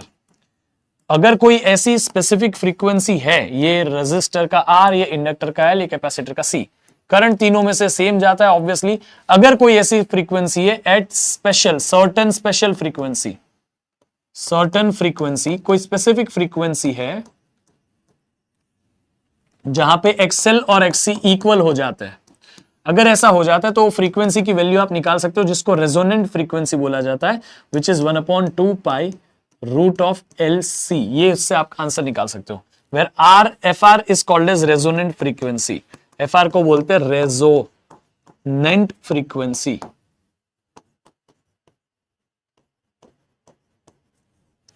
ठीक है, रेजोनेंट फ्रीक्वेंसी। एफ आर जो है रेजोनेंट फ्रीक्वेंसी है, at F R XL equal to XC हो जाता है। Net resistance, net impedance in the circuit becomes only resistance. Z की वैल्यू आर हो जाती है। सर्किट में एक्सएल और एक्ससी दोनों इक्वल हो जाता है, तो नेट रेजिस्टेंस आर हो जाता है। समझ में आ गया? ये प्योर रेजिस्टर्स और प्योर रेजिस्टिव सर्किट बन जाता है। ठीक है, याद रखिएगा। अब हम बढ़ते हैं आगे। ये सब कर लिए, ये सब हो गया। इसका आप आंसर देख सकते हैं यहाँ पे, कैलकुलेशंस वैल्कुलेशन सब करके बता दिया है मैंने आपको, आंसर्स भी दिए हैं, देख लो। ठीक है, कूल। चलो here we go ahead. MCQ दिया गया था 2023 में। Which of the following statement about the series LCR circuit connected to AC source is correct? If the frequency of the source is increase, frequency बढ़ाएंगे, then impedance of the first decreases then increases. हाँ, frequency बढ़ाने पे impedance पहले decrease होता है फिर increase होता है। ठीक है, सही लिखा है एक्चुअली ये। पहले इंपीडेंस जो है ना, जेड की वैल्यू कम होती है और फिर जेड की वैल्यू बढ़ती है।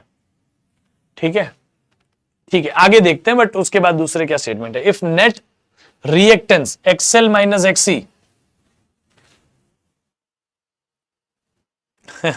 if the net reactance XL minus XC is, अच्छा एक मिनट, हाँ चलो यहां पे मैं आपको एक बात पूरा करके फिर ये बताता हूं। ये जो मैंने आपको बताया ना बच्चा, इसके बारे में, रेजोनेंस के बारे में, रेजोनेंस के बारे में जो भी मैंने आपको बताया, उसमें ग्राफ काफी फेमस ग्राफ है। ये है करंट वर्सेस फ्रीक्वेंसी का ग्राफ, जहां पे कोई स्पेसिफिक फ्रीक्वेंसी होती है जो रेजोनेंट फ्रीक्वेंसी इससे निकाली जाती है। रेजोनेंट फ्रीक्वेंसी ये फॉर्मूला से निकाली जाती है, उस पे करंट मैक्सिमम होता है। उस फ्रीक्वेंसी के आगे भी करंट कम होता है, उस फ्रीक्वेंसी के पहले भी करंट कम होता है। यानी कि करंट जो है वो फ्रीक्वेंसी के साथ में, सीरीज एलसीआर सर्किट में करंट जो है, फ्रीक्वेंसी बढ़ाओगे तो पहले तो करंट बढ़ेगा, फिर मैक्सिमम हो जाएगा, फिर करंट कम हो जाएगा। और यही ग्राफ इसका आता है उल्टा for impedance. Impedance versus frequency का ग्राफ अगर बोला तो इसका एग्जैक्टली उल्टा, मिरर इमेज। ठीक है, यानी कि कोई स्पेसिफिक फ्रीक्वेंसी आएगी रेजोनेंट फ्रीक्वेंसी जहां पे इसका रेजिस्टेंस जेड की वैल्यू जो होगी ना मिनिमम होगी, और ये जेड की वैल्यू मिनिमम कितनी होगी पता है, रेजिस्टेंस के जितनी होगी। और फ्रीक्वेंसी जितना बढ़ाओगे आप, पहले इंपीडेंस कम हो रहा है, मिनिमम हो गया, मिनिमम कितना हुआ कैपिटल आर रेजिस्टेंस के जितना, फिर बढ़ गया मैक्सिमम हो गया। समझ में आ गया? तो ये होता है, आपको यही चीज वहां पे क्वेश्चन में भी दी हुई है। आई होप आपको ये दो ग्राफ याद रहेंगे, यही चीज आपको यहां पे भी दी हुई है। अरे यार ये भी हो गया है, ये है, ठीक है। ये देखो फ्रीक्वेंसी बढ़ाने पे इंपीडेंस Z पहले कम होता है, फिर Z बढ़ता है। यही तो होता है रेजोनेंस के वक्त में, ठीक है, ये रेजोनेंस के वक्त में ये होता है। दूसरा में क्या बोला, if the net reactance XL minus XC of the circuit becomes equal to the resistance, अरे XL minus XC equal to resistance होगा, then current leads to the voltage by 45 degree. Wrong है, ऐसा 45 डिग्री 45 डिग्री कुछ खास case होता तो मैं आपको सिखा देता पहले, ऐसा कुछ नहीं होता है। At resonance voltage drops across the inductor and more than the across the capacitor. नहीं, voltage drop across inductor and voltage drop across capacitor same होता है, ये गलत है, ये भी गलत है। At resonance voltage drop across capacitors more than, ये भी रॉन्ग है, मोर देन नहीं होता, इक्वल होता है। कौन इनको समझाएगा? Option A is the correct answer, ठीक है। ये देखो Z कम होता है फिर Z बढ़ता है। चलो, what is the ratio of the inductive and capacitive reactance? Inductive reactance XL, inductive reactance होता है XL, XL का फॉर्मूला क्या होता है? कम ऑन एवरीवन, 1 अपॉन XL का फॉर्मूला, XL का फॉर्मूला 2 पाई एफ एल। अच्छा, 2 पाई एफ एल की जगह ओमेगा एल लिखो, 2 पाई एफ को ओमेगा।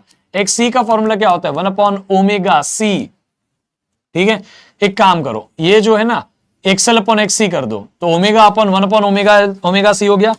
अब ओमेगा C को ऊपर ले आओ, तो XL upon XC is equal to omega C ऊपर, और ओमेगा L तो ऊपर है ही, तो ओमेगा स्क्वायर और इधर L, तो XL upon XC is omega square CL, omega square LC। ऐसा, ये रहा ऑप्शन 1। अरे यार ये डिनोमिनेटर का डिनोमिनेटर न्यूमरेटर में चला जाता है, ओमेगा ओमेगा स्क्वायर L और C, ठीक है। देख लो सोल्यूशन,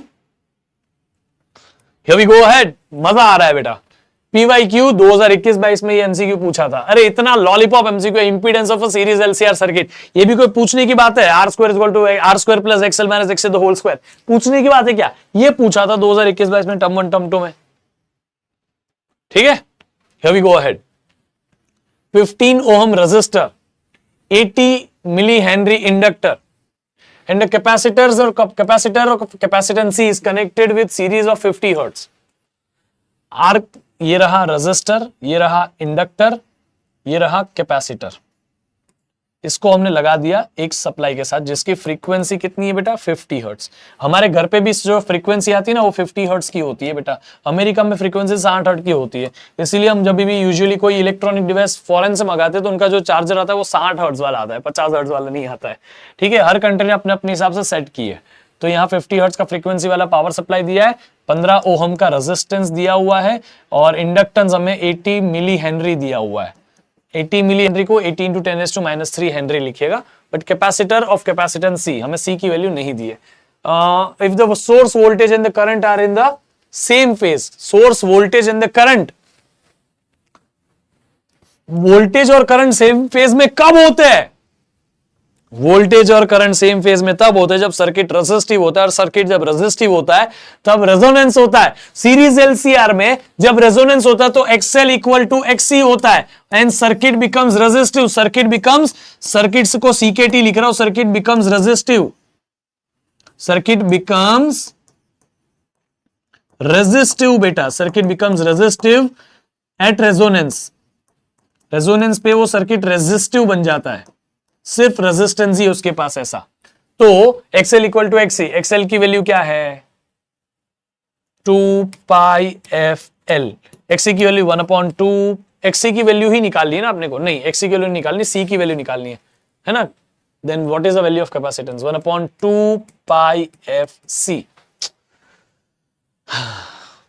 डायरेक्ट बताऊं क्या? इसका डेरिवेशन करेगा तो फॉर्मूला ऑफ फ्रीक्वेंसी आता है 1/2 पाई रूट ऑफ LC, याद है कि नहीं है? इसको रीअरेंज कर, F पता है अपने को, पता है, जाने दे 2 पाई उधर, 2 पाई F, ये जो रूट ऑफ LC है ना उसको उधर जान दे, 2 पाई एफ को नीचे ले ले। एक काम कर, एफ को इधर ले, रूट ऑफ एलसी को उधर ले। Root of LC is equal to 1/2 pi. ठीक है, 1/2 पाई। अब 1/2 पाई तो आपने को आता है, रूट ऑफ एलसी मिल जाएगा, 1/2 पाई करेगा तो स्क्वायर कर, तो L C is equal to 1/2 का स्क्वायर 4, पाई का स्क्वायर पाई स्क्वायर। आपको क्या चाहिए, एल तो दिया हुआ है, सी चाहिए, तो C is equal to 1/4 pi square L. 4 की वैल्यू पता है, पाई स्क्वायर की वैल्यू पता है, एल एल की वैल्यू 18 × 10⁻³ डालना बेटा, एल की वैल्यू 18 × 10⁻³ डालना, फिर सी मिल जाएगा आपको इस फॉर्मूले से। इस फॉर्मूले में सिर्फ एल की वैल्यू सब्स्टिट्यूट करें, 18 × 10⁻³ बाई 10⁻³ बिकॉज एम मिली है। समझ में आ गया, you will get the correct answer, I guarantee you. देख लो, वही किया है, सेम छे, मजा आवे छे। चलो अगला सवाल। Next question was asked in 2020, 2 mark का। इंडक्टर, इंडक्टेंस दिया है, कैपेसिटेंस, ये इंडक्टर दिया है, इंडक्टेंस, कैपेसिटेंस एंड रेजिस्टेंस तीनों है, सीरीज एलसीआर। मजा आता है जब सीरीज एलसीआर, इसके ऊपर बहुत सवाल आते हैं ना। एल की वैल्यू 0.4 हेनरी, सी की वैल्यू 10 माइक्रोफैराड, आर की value 400 ohm, 400 ohm, connected to the series to an source of what, voltage दिया है बेटा 40 sin 100t plus π/3। Okay cool. देखो कभी कभी वोल्टेज में भी plus pi, plus of phase हो सकता है, फाई फेज, तो तब आपको करंट को उस हिसाब से एडजस्ट करना पड़ता है, बट ठीक है चलो। Impedance of the circuit, Z की वैल्यू चाहिए, Z कितना है पूछा है। दूसरा पूछा peak value of the current, IM की वैल्यू, दोनों निकाल सकते हैं। सबसे पहले R तो पता है, L निकालो, L की जगह XL निकालो, XL is equal to 2 pi FL। 2 पता है, पाई, पाई की वैल्यू 3.14, F की वैल्यू देखो, इसको कंपेयर करो, V is equal to V0 या तो V is equal to VM sine omega T दिख रहा है कि नहीं, प्लस पाई, ये दिख रहा है, समझे कि नहीं। तो आप यहां ये जो ओमेगा टी को 100 से कंपेयर करो, हम 100t से कंपेयर करो तो ओमेगा इज 100। अगर ओमेगा 100 है तो ओमेगा इज इक्वल टू 100, तो ओमेगा की वैल्यू 2 पाई एफ होती है, तो यहां 100 हो गया, तो एफ की वैल्यू हो गई 100/2 पाई। समझ में आ गया कि नहीं, कोई डाउट है। ओमेगा इज, हाँ 2 पाई एफ सही है।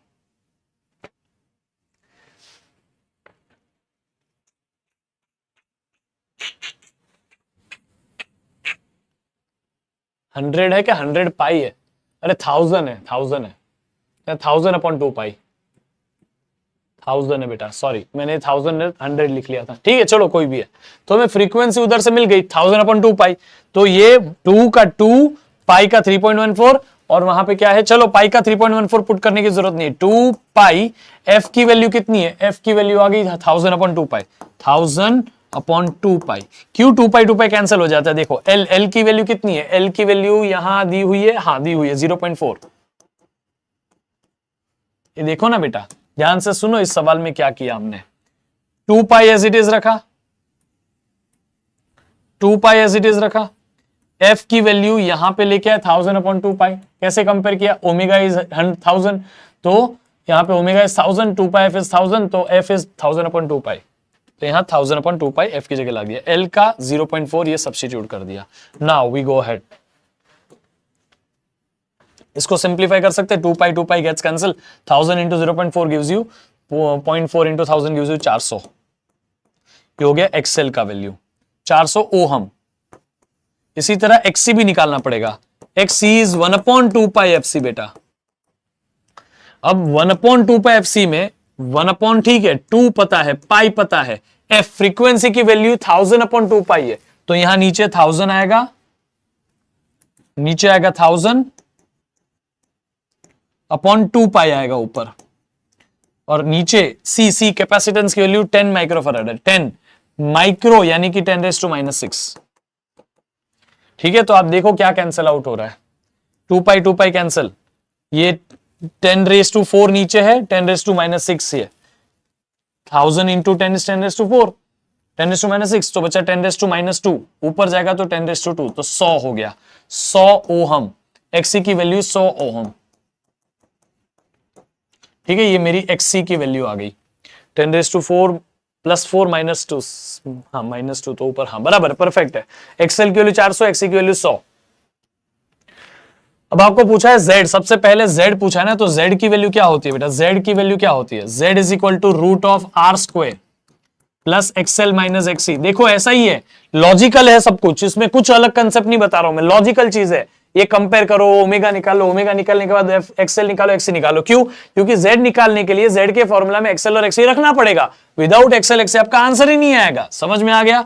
तो एक्सएल की वैल्यू क्या, यहां पे square, Z is equal to क्या आएगा बच्चा, Z is equal to √r, R कितना है, आर की वैल्यू है 400 का स्क्वायर, प्लस ये एक्सएल कितना है, एक्सएल इज 400 माइनस एक्सी 100, तो 400, ये 300 हो गया, तो 300 का स्क्वायर, 300 का स्क्वायर, अरे 400 का स्क्वायर, 300 का स्क्वायर, 0 0 छोड़, 4 का स्क्वायर प्लस 3 का स्क्वायर, ये रूट है, ये पाइथागोरन पेयर है 3 4 5, तो आंसर आएगा 500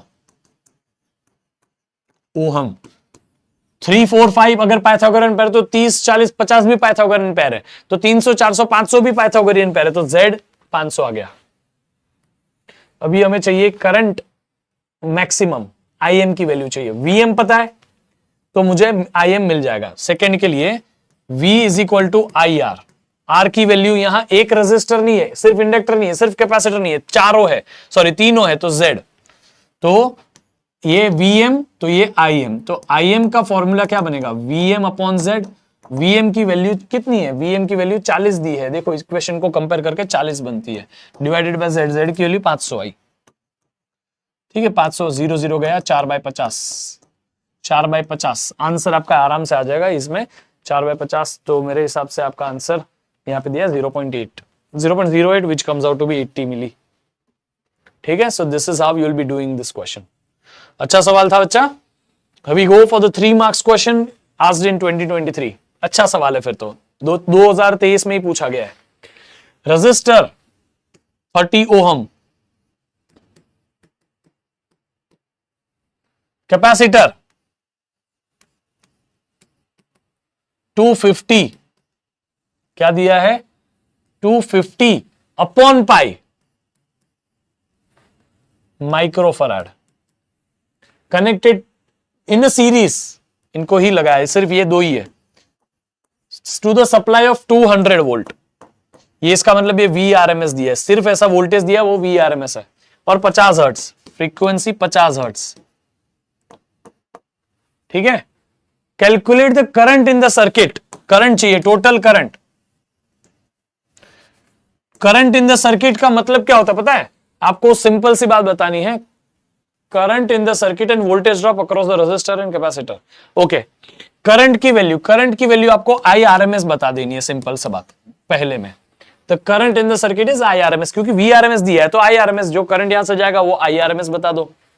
तो IRMS निकालने के लिए आपको करना पड़ेगा I is equal to V/R, तो VRMS divided by impedance Z, क्योंकि ये दोनों का कॉम्बिनेशन का रेजिस्टेंस लगेगा। अब आपको रेजिस्टर का रेजिस्टेंस पता है लेकिन कैपेसिटर का रेजिस्टेंस नहीं पता, तो इसलिए आप XC निकालोगे सबसे पहले। XC इज 1/2 पाई, XC क्या होता है बेटा 1/2 पाई FC, 1/2 2 पाई, पाई की वैल्यू पाई ही रखो थोड़ी देर के लिए, कोई प्रॉब्लम नहीं है। F की वैल्यू क्या है बच्चा 50, यहां 50 रख दिया हमने, और C की वैल्यू कितनी है 250 अपॉन पाई, तो यहां 250 अपॉन पाई, तो आप देखो पाई पाई कैंसिल हो गया, पाई पाई नो पाई, तो हो गया ये 1/2 इंटू 50 इंटू 250, 250 इंटू 2 500, 500 इंटू 5 2500 है ना, 500 250 500 इंटू 5 2500 2500 सॉरी, हाँ ठीक है, तो यहां आएगा 100 2500 1/25 is 0.4 का 2 डेसिमल आप एडजस्ट कर लो, XC की वैल्यू आ जाएगी, तो 25 इंटू 10⁻⁻² लिखो आप, सॉरी 25 इंटू 10⁻², लिखो तो यहाँ आ गया 25 into 10⁻², 1 upon 25 into 10⁻², 1 upon 25 is 0.4, 0.4 into 10⁻², तो 4 इंटू 10⁻³ लिखो, 4 इंटू 10⁻³ को 4 मिली लिखो, 4 मिली। चलो ना 4 इंटू 10⁻³ ही लिख लेता हूं, ठीक है। 0.4 है ना, 1 अपॉन 25 is 0.4 यार, और वो 0.4 इंटू 10⁻², तो 10⁻³ हो गया, ये ओहम में। हमने देखो एक्सी निकाल लिया। अब एक्चुअली आपको निकालना है, एक्सी मैंने सही निकाला है, 1/2 पाई पाई 25, हाँ ठीक है, 1/2500, हाँ सब सही है बेटा। तो ये एक्सी की वैल्यू आ गई। अब मुझे जेड की वैल्यू अगर मिल जाए तो जेड यहां सब्स्टिट्यूट कर दूंगा, Z is equal to under root of क्या आएगा बेटा, चलो ना वी आर एम एस की वैल्यू कितनी है, वी आर एम एस कोई दिया है क्या, वी आर एम एस दिया 200, ठीक है। नीचे जेड, जेड की इक्वेशन बनाओ, जेड की इक्वेशन में R square plus XL square ही होगा, एक्सी स्क्वायर कैपेसिटर ही एक्सी का स्क्वायर, एक्सएल तो है ही नहीं, तो यहां अपना 200 अपॉन पूरा कैलकुलेशन में रेजिस्टेंस, रेजिस्टेंस कितना है बेटा 30, 30 का स्क्वायर प्लस यहां इसका स्क्वायर 4 इंटू 10⁻³ का स्क्वायर, तो 4 इंटू 10⁻³ का स्क्वायर ये होगा। इससे आपका जो भी आंसर आएगा that will be your answer, ठीक है। आई होप आप निकाल लोगे इससे, कैलकुलेशंस ही है, प्लीज डू दैट बेटा। ये करंट है, एम्पियर में आंसर लिखिएगा। Voltage drop across resistor and capacitor, तो सेकंड में चाहिए अपने को वोल्टेज ड्रॉप अक्रॉस रेजिस्टर और वोल्टेज ड्रॉप अक्रॉस कैपेसिटर। अरे करंट तो इसमें सब में सेम ही जा रहा है, तो यहां का वोल्टेज इज यहां का करंट आई इंटू रेजिस्टर का रेजिस्टेंस आर, तो voltage across resistor is I into R. Voltage across capacitor is यहां कितना करंट जा रहा है, वो भी आई ही जा रहा है, इसका रेजिस्टेंस विच इज एक्सी, तो आई इंटू एक्सी। ये वैल्यू निकालो, आई की वैल्यू जो भी निकली है, आई की वैल्यू आपने निकाली ना बेटा, ये आई आर एम एस यहां सब्स्टिट्यूट करिएगा, आई आर एम एस, ठीक है। I R M S substitute करिएगा तो आपको वी आर की वैल्यू मिलेगी, voltage across resistor, voltage across capacitor, इससे आंसर आएगा, ठीक है। हाँ इसको करोगे 10⁻6 होगा और ये 30 स्क्वायर, थोड़ा कैलकुलेशन है, आप करोगे तो आंसर आ जाएगा बेटा। मैं करूंगा, थोड़ा टाइम टेकिंग हो जाएगा, और I think it is already 1 hour 16 minute, तो 1.5 घंटे के भी बहुत ऊपर चला जाएगा, क्योंकि there are lots of question till now. तो ये भी है, ये दोनों की वैल्यू निकालो। फिर तीसरा क्या पूछा है, इफ, तीसरा मस्त इंटरेस्टिंग पार्ट है, देखो तीसरा क्या पूछा है, if the algebraic sum of these voltages is more than the source voltage, इन दोनों का एडिशन, थर्ड पार्ट में क्या दिया है कि total voltages VR plus VC is more than the source voltage. अगर ये जो टोटल वोल्टेज आता है, ये सोर्स वोल्टेज, आपने जो यहां टोटल वोल्टेज 200 दिया ना, अगर ये टोटल वोल्टेज जो आया वो 200 से ज्यादा आया, तो ऐसा क्यों हुआ, तो हम एक्चुअली में इन दोनों का आंसर निकालेंगे ना, आंसर 200 से ज्यादा आएगा ही आएगा, पक्का है आएगा। इसका रीजन है, हम सिंपल एडिशन कर रहे हैं, हमने सिंपल एडिशन नहीं किया था सीरीज एलसीआर में, आप याद करो, जहां वोल्टेज जो था ना वी रेजिस्टर का वोल्टेज इस डायरेक्शन में था और कैपेसिटर का वोल्टेज इस डायरेक्शन में था, याद आ रहा है कि नहीं, रेजिस्टर का वोल्टेज इस डायरेक्शन में, कैपेसिटर का वोल्टेज इस डायरेक्शन में, इंडक्टर का वोल्टेज इस डायरेक्शन में, फिर उनका रिजल्टेंट लेते थे हम, तो इसमें इसका रिजल्टेंट जो हम लेंगे वोल्टेज का, वो तो इसका root of V R square plus VC square, ये होगा ना रिजल्टेंट इन दोनों का, एक दूसरे दोनों का स्क्वायर एंड ऐड करके ये आंसर आएगा टोटल वोल्टेज। इससे आंसर जो आएगा ना वो परफेक्ट आएगा।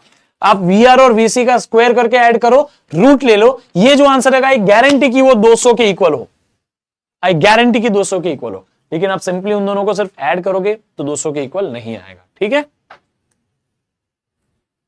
चलो आई होप आप सभी को समझा। तो बेटा कैलकुलेशंस थे, तो यहां आप सभी को मैं दिखा दूं कि कैलकुलेशंस क्या है क्या नहीं। एक्सी की वैल्यू 40 आई है, 40 ओहम आई है एक्सी की वैल्यू, मैंने फिर कुछ मिस्टेक की है, यहां पे 40 ही आई है आंसर, यहां 40 एक्सी की वैल्यू 40 आई है। चलो 40 कैसे आई मैं वो दिखा देता हूं आपको एक बार, ठीक है। मैंने कुछ कैलकुलेशन में मिस्टेक की है, अदरवाइज आंसर भी सिंपल हो जाएंगे। तो 2 pi F C, 2 pi F की वैल्यू 50, सी की वैल्यू कितनी दी है 250 अपॉन पाई ही तो दी है, हाँ लेकिन 10⁻³ ये नहीं लिया था। देखा, एक छोटा सा यूनिट ना लेना आपको पूरा क्वेश्चन रॉन्ग कर सकता है। तो यहां 50 250 अपॉन पाई इंटू माइक्रो का 10⁻⁻6। इसको सॉल्व करो, कम ऑन एवरीवन। ये पाई पाई नो पाई, पाई सिंपल कर दिया क्वेश्चन ने आपके लिए। नीचे देखो, नीचे अभी भी वही है 250 और ये 100, तो 2500 1/2 पाई 00 10⁻⁻6 भी है यहां, ठीक है, 10⁻⁻6। अब 1/2500 ये 10⁻², 10⁻⁻6 तो कितना हो गया, 2 और -6 -4, तो सीधा मैं 10⁻⁻4 लिख लेता हूं। एक 1/25 इज 0.4 और ये 10⁻⁻4 ऊपर आएगा तो 10⁻4 है ना। तो 10⁻4 जो है, अभी भी एक नंबर्स में कुछ मिस्टेक हो रही है। फिर 2500 250 00 बेटा 4 0 जाएंगे। हाँ, ये 250 25 तो है ही यहां। अब देखो, जस्ट अ मोमेंट। हाँ, डेसिमल में मिस्टेक कर रहे हैं, ध्यान से देखना बेटा, वापस कर रहा हूं।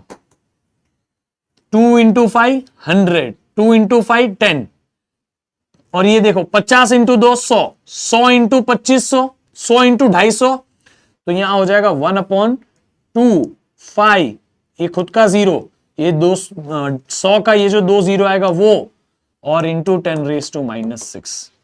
ये 3 0 10⁻3, ये 10⁻⁻6, इन दोनों को आपस में सॉल्व करो तो 10⁻⁻3 आएगा। क्या आएगा बेटा, 10⁻⁻3, ठीक है।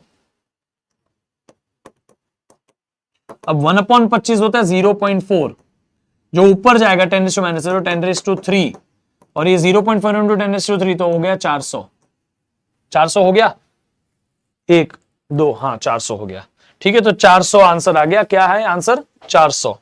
400 की 40 आ रहा है भाई, अरे यार कंफ्यूजन हो रहा है बहुत डेसिमल्स में, 40 आ रहा है। कहां और एक डेसिमल का आपको दिख रहा है क्या, मुझे बताओ यार, कम ऑन एवरीवन, मुझे बताओ कहां पे हो रहा है।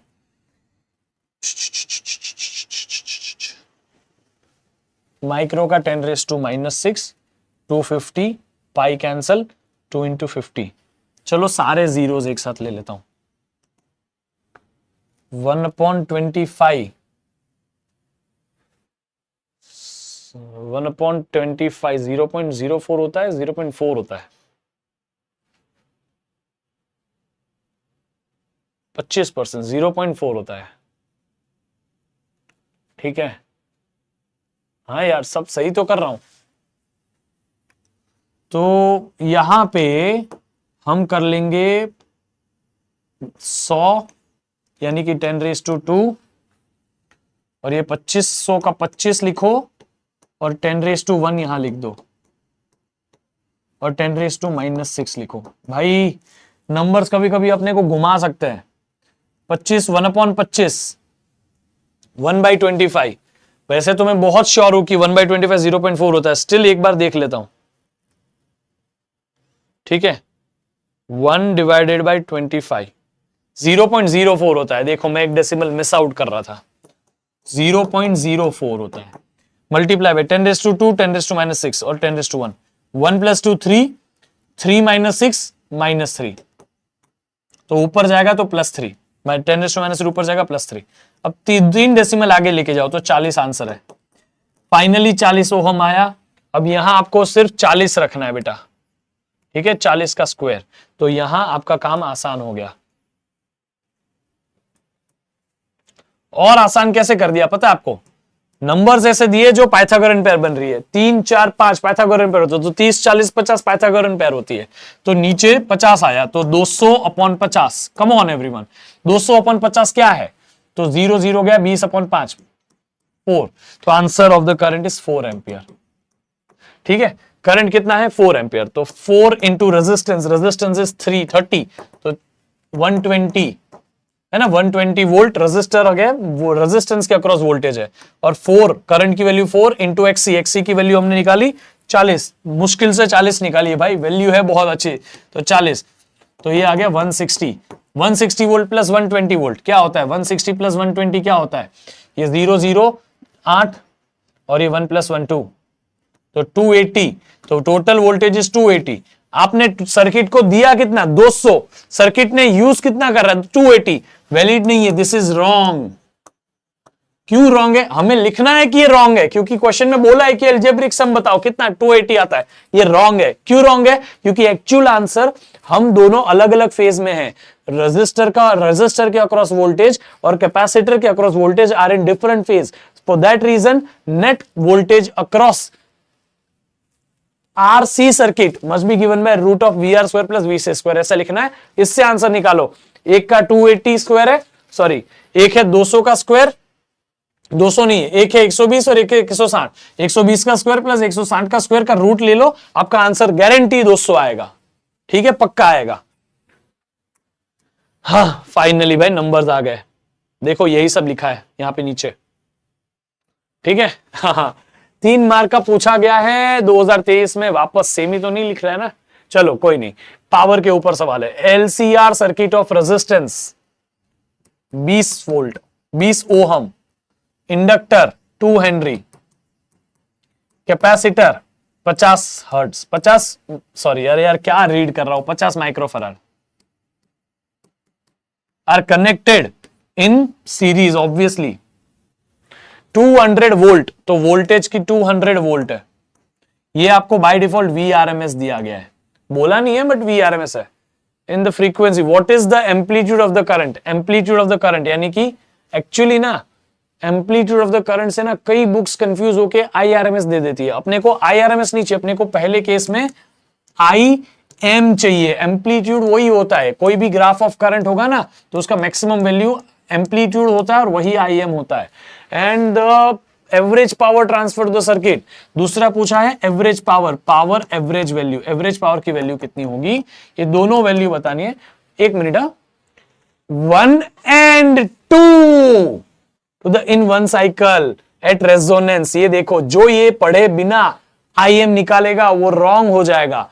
IM निकालने के लिए आपने R इसका XL निकाला, इसका XC निकाला, XL और R root of R square plus XL minus XC the whole square करके Z निकाला, और आपने बोला कि I is equal to V by Z, V की वैल्यू रखी, Z जो इसे निकाला वो रखा। रॉन्ग हो जाएगा। क्यों रॉन्ग हो जाएगा?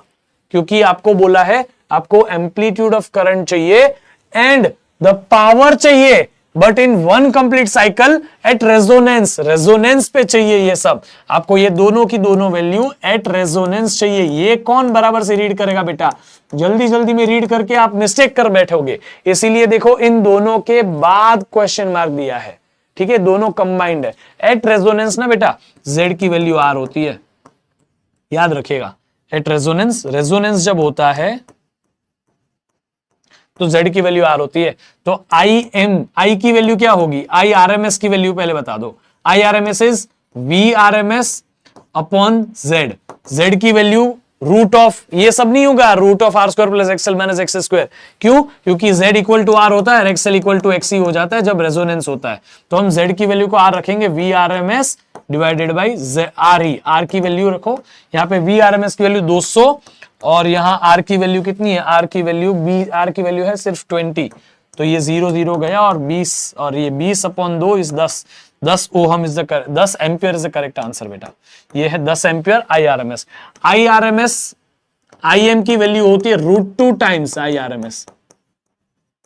√2 इज 1.41 इंटू ये 10, तो आपका आ गया 14.1 एम्पियर। ये है आपका IM। समझ में आ गया? नेक्स्ट क्या पूछा है? Average power transferred over one cycle. एक साइकिल में average power in one cycle. Resonance हो रहा है ना, रेजोनेंस तो प्योर रेजिस्टिव सर्किट है। प्योर रेजिस्टिव सर्किट है तो पावर की वैल्यू कम ऑन। पहले तो आप VRMS, आप चाहो तो VRMS इंटू IRMS से भी निकाल सकते हो। किससे निकाल सकते हो? VRMS इंटू IRMS से भी निकाल सकते हो। लेकिन आप चाहो तो यही वैल्यू, क्योंकि प्योर रेजिस्टिव सर्किट है, पावर का फॉर्मूला Vrms इंटू Irms होता है। लेकिन आप चाहो तो इसका आंसर Vrms का स्क्वायर अपॉन रेजिस्टर, क्योंकि सिर्फ रेजिस्टेंस ही बचा ये सर्किट में, ये दोनों ने एक दूसरे के इफेक्ट को कैंसिल कर दिया। लेकिन अगर आप चाहो तो Irms का स्क्वायर इंटू रेजिस्टेंस, इससे भी निकाल सकते हो। बेस्ट वे है ये है, आंसर इन सब से भी आएगा, पक्का आएगा, ठीक है। बट ये दोनों को मल्टीप्लाई करना आसान है। तो Vrms 200 है, Irms कितना है 10, तो आ गया पावर और 1 cycle is 200 into 10 is 2000 what, ठीक है। ये हो गया। थर्ड पार्ट क्या पूछा, calculate the potential drop across the capacitor. Current कितना जा रहा है, करंट कितना जा रहा है, आई, उसकी पीक वैल्यू कितनी है, उसकी मैक्सिमम सॉरी उसकी आरएमएस वैल्यू कितनी है, करंट की आरएमएस वैल्यू 10, तो करंट 10 जा रहा है। तो voltage across capacitor, voltage across capacitor is equal to current across capacitor, current तो आई ही है नॉर्मल, वो आरएमएस वाला current, into resistance of capacitor which is XC, IRMS,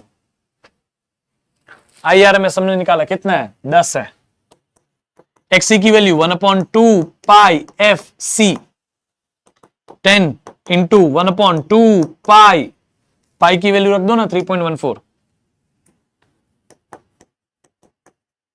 into F, F frequency कितना दिया है, frequency is not given but resonance हो रहा है, रेजोनेंस पे फ्रीक्वेंसी आप कैलकुलेट कर सकते हो 1/2 pi root of L C, L की वैल्यू और सी की वैल्यू सब्स्टिट्यूट करो, फ्रीक्वेंसी निकालो, फ्रीक्वेंसी यहां रख दो, सी की वैल्यू आपको दी हुई है 50 माइक्रोफराड, तो 50 इंटू 10⁻⁻6 माइक्रो है ना, इसलिए 10⁻⁻6। पिछले बार मैंने देखो माइक्रो नहीं लिया था तो गलती आ रही थी, इस बार नहीं करेंगे हम।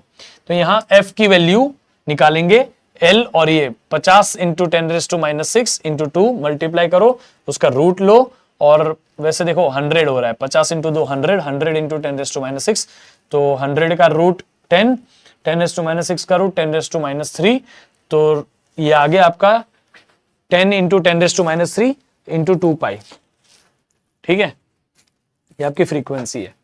एक काम करो, यहां फ्रीक्वेंसी का फॉर्मूला सब्स्टिट्यूट कर दोगे ना, तो 1 ऊपर जाएगा 2 pi root of L C, ये एफ एफ, अरे एफ की वैल्यू सब्स्टिट्यूट कर दी तो 1/2 pi root of L C, F की value 1/2 pi root of L C. अब आप 2 पाई कैंसिल भी कर सकते हो, ये 2 पाई कैंसिल, तो यहां आप 10 और रूट ऑफ एल सी का आंसर अभी मैंने बताया, रूट ऑफ एल सी का आंसर क्या आता है 10 इंटू 10⁻³ अपॉन, हाँ अपॉन 50 इंटू 10⁻⁻6।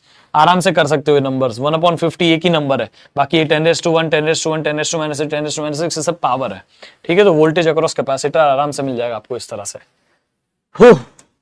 देख लो 2000, अरे 1/50 आया ना बेटा, 1/50 इज 0.2, 1/5 इज 0.2 है ना, तो 1/50 से आप निकाल पाओगे आराम से, देख लो बेटा, ठीक है। बढ़िया, वेरी शॉर्ट आंसर का सवाल है।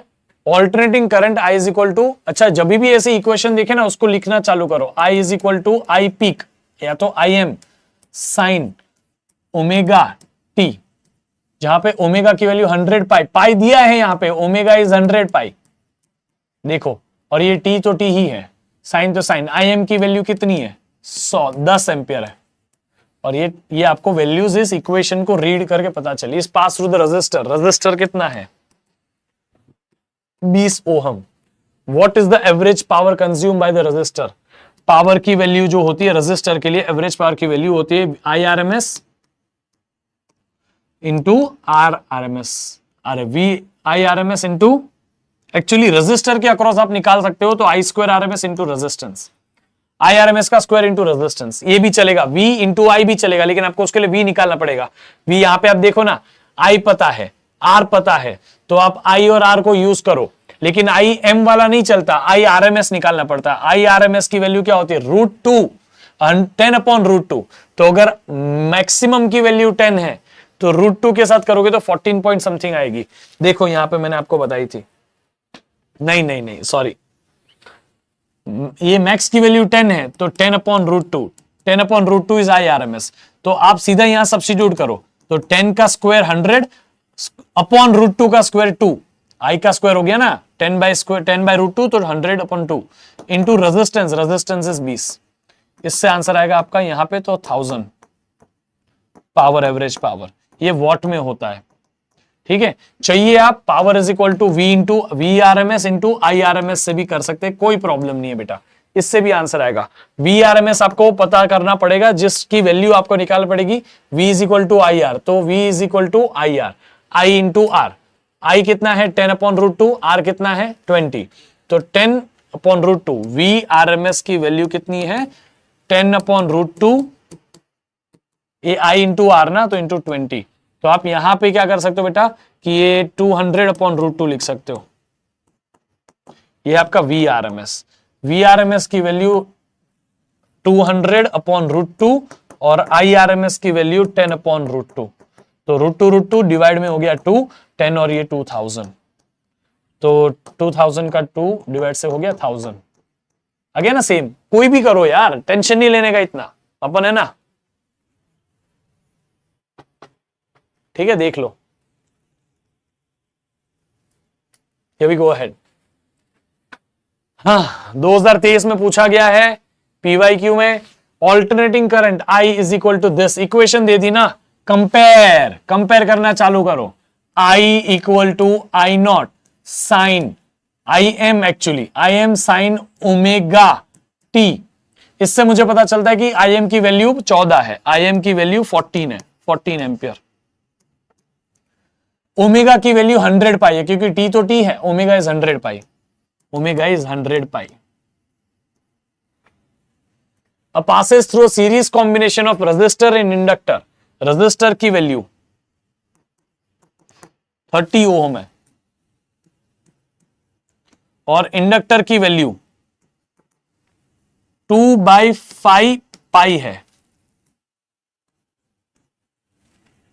इनटू हेनरी, हेनरी में ऑब्वियसली होती है, और टेकिंग √2 इज 1.4, √2 की वैल्यू 1.4 ले लो, ये भी सवाल में बोला है, इससे अच्छा एग्जामिनर क्या ही हो सकता है। कैलकुलेट द आरएमएस वैल्यू, क्या निकालना है हमें, आरएमएस वैल्यू निकालनी है, इसको एसी सप्लाई में दे दिया, RMS value of the voltage drop across resistor and inductor.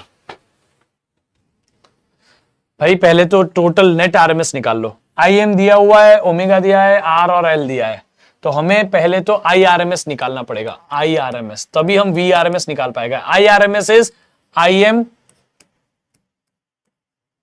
Divided by √2, I M की value 14 divided by √2, 1/√2 is 0.707 into 14, तो आप ये आंसर, जो भी आपका आंसर है आई आर एम एस का आंसर प्लीज लेके आइएगा, ठीक है। √2 इज 1.4 लेना है, तो वहां पे 14/1.4, तो यहां नीचे 10⁻⁻1 है, ऊपर जाएगा 10⁻1 हो जाएगा, है ना, 14 इंटू 10⁻⁻1 लिख दूं नीचे, तो ऊपर 10⁻1 हो गया, तो आंसर इज 10, ठीक है। तो 1.4 और 14 वैसे ही 10 से कटता है, तो ये आपका 10 एम्पियर आंसर आ गया, ठीक है, बढ़िया, आईआरएमएस निकल गया, इसीलिए ये दिया था हमें √2 का वैल्यू। हमें बोला है RMS value of the voltage drop across resistor and inductor, voltage drop across resistor is current across resistor, current across resistor तो आईआरएमएस, करंट तो सेम ही जाएगा सब में, into value of resistance, voltage across inductor will be IRMS into resistance of inductor which is XL. करो, come on everyone, IRMS क्या है, IRMS आ गया 10 इंटू रेजिस्टेंस कितना है 30, तो आ गया 300 वोल्ट आ गया, इसके अक्रॉस से जा रहा है, रेजिस्टर के अक्रॉस से, 10 into XL, XL is 2 pi F L, अरे XL is 2 pi F L ना, XL is actually omega L, omega की वैल्यू कितनी दी है 100 पाई, तो यहां 10 इंटू ओमेगा, ओमेगा की value 100 pi into L, L की वैल्यू देखो पाई में ही दी है 2/5 पाई, 2/5 पाई, सारी वैल्यू सब्स्टिट्यूट करेंगे तो पता चलता है कि टीचर तो हमें मदद कर रहा है सॉल्विंग के लिए, पाई पाई कैंसल, 5 और 10 2 से गया, 2 इंटू 2 4, 4 इंटू 100 400, तो ये हो गया वोल्टेज अक्रॉस इंडक्टर 400, ये हो गया 400 वोल्ट, समझाणो समझा कि नहीं समझा? तो VR और VL हमने निकाल लिया, दोनों का कंबाइंड चाहिए तो आपको पता होना चाहिए कि net voltage should be VR square plus VL square, ऐसे आएगा। एक 300 एक 400 पाइथागोरियन पेयर है तो 300 400 तो आंसर आएगा 500। आपने अब करके देखो, करीने जुवानू भाई, समझा कि नहीं? ये वोल्ट में आंसर है। Power factor of the circuit, power factor is cos phi. इसमें रेजिस्टेंस अपॉन Z होगा और रेजिस्टेंस की वैल्यू क्या है हमने निकाली 30, Z की value root of R square plus XL square, XL एक ही तो है इसलिए 30 अपॉन रूट ऑफ XL की वैल्यू क्या है, XL की वैल्यू ओमेगा L है ना, ओमेगा L की वैल्यू क्या है, ये 10 हटा दो तो पाई पाई नो पाई, और ये 5 और ये 100 जाएगा तो 5 2 20 आएगा, 20 और 2 40 आ गया आंसर। तो ये R स्क्वायर कितना है 30 और XL है 40। अरे यार वापस वही नंबर्स 30 40, तो पाइथागोरन पेयर है 50 तो 30 अपॉन 50, 0 0 गया 3/5 is your power factor. 3/5 power factor की वैल्यू, रेशियो होता है उसका, कोई यूनिट नहीं होता। Power factor is 3/5। Let's check it out. या हो आंसर आ गया ना छोटे, अपन है ना, टेंशन नहीं लेने का। 2023 में पूछा गया था सवाल, ठीक है। ओहो हा बढ़िया। LA type question, show that N ideal inductor does not dissipate power in AC circuit. Ideal inductor power dissipate नहीं करता है, क्यों? हमें पता है सर आइडियल इंडक्टर का एवरेज पावर 0 होता है, क्यों? क्योंकि उसका कॉस्ट फैक्टर जो है ना वो 0 होता है, और पावर, एवरेज पावर का फॉर्मूला होता है VRMS into IRMS multiplied by cos phi. तो मल्टीप्लाइड बाई cos फाई जब है और cos फाई की वैल्यू को रिस्पेक्ट नहीं कर रहा है, उसको 0 बना दिया, तो 0 इंटू एनीथिंग इज 0। ये है, समझा? ये तो करना ही है, लेकिन अगर ये 5 मार्क का पूछा है सिर्फ इतना करोगे नहीं चलेगा। You have to do the derivation that we did in last class. इसीलिए पिछले क्लास में ना मैंने रेजिस्टर की डेरिवेशन कराई थी, रेजिस्टर के पावर की, इंडक्टर के पावर की कराई, क्योंकि इंडक्टर के पावर के ऊपर P/Q आया है, लेकिन कैपेसिटर के पावर की आपके ऊपर छूटती है, और मैंने समझा दिया था आपको। तो इंडक्टर के पावर की डेरिवेशन आप करके बताना। ये सिर्फ इतना लिखोगे नहीं चलेगा छोटे, इतना लिखोगे 1-2 मार्क मिल जाएगा, लेकिन 5 मार्क चाहिए तो पूरी डेरिवेशन, तो इतना नहीं चलेगा, ये सोल्यूशन इतना नहीं चलेगा। वो डेरिवेशन जो पिछले क्लास में कराई थी, that's why you need to watch the entire one shot. बच्चा जो मेरा वन शॉट देखता है ना, गारंटी उसको सब समझता है, ठीक है। Write the function of transformer, आप बता दोगे ना function of transformer to step up the voltage और स्टेप डाउन द वोल्टेज, ये सब बराबर है। Principle of working mutual inductance है, वो कैसे काम करता है वो सब बता देना। वेरियस एनर्जी लॉसेस, एक एनर्जी लॉस है एडी करंट लॉस, एक है रेजिस्टेंस का लॉस, एक है फ्लक्स लिंकेज लॉस, एक है हीट लॉस।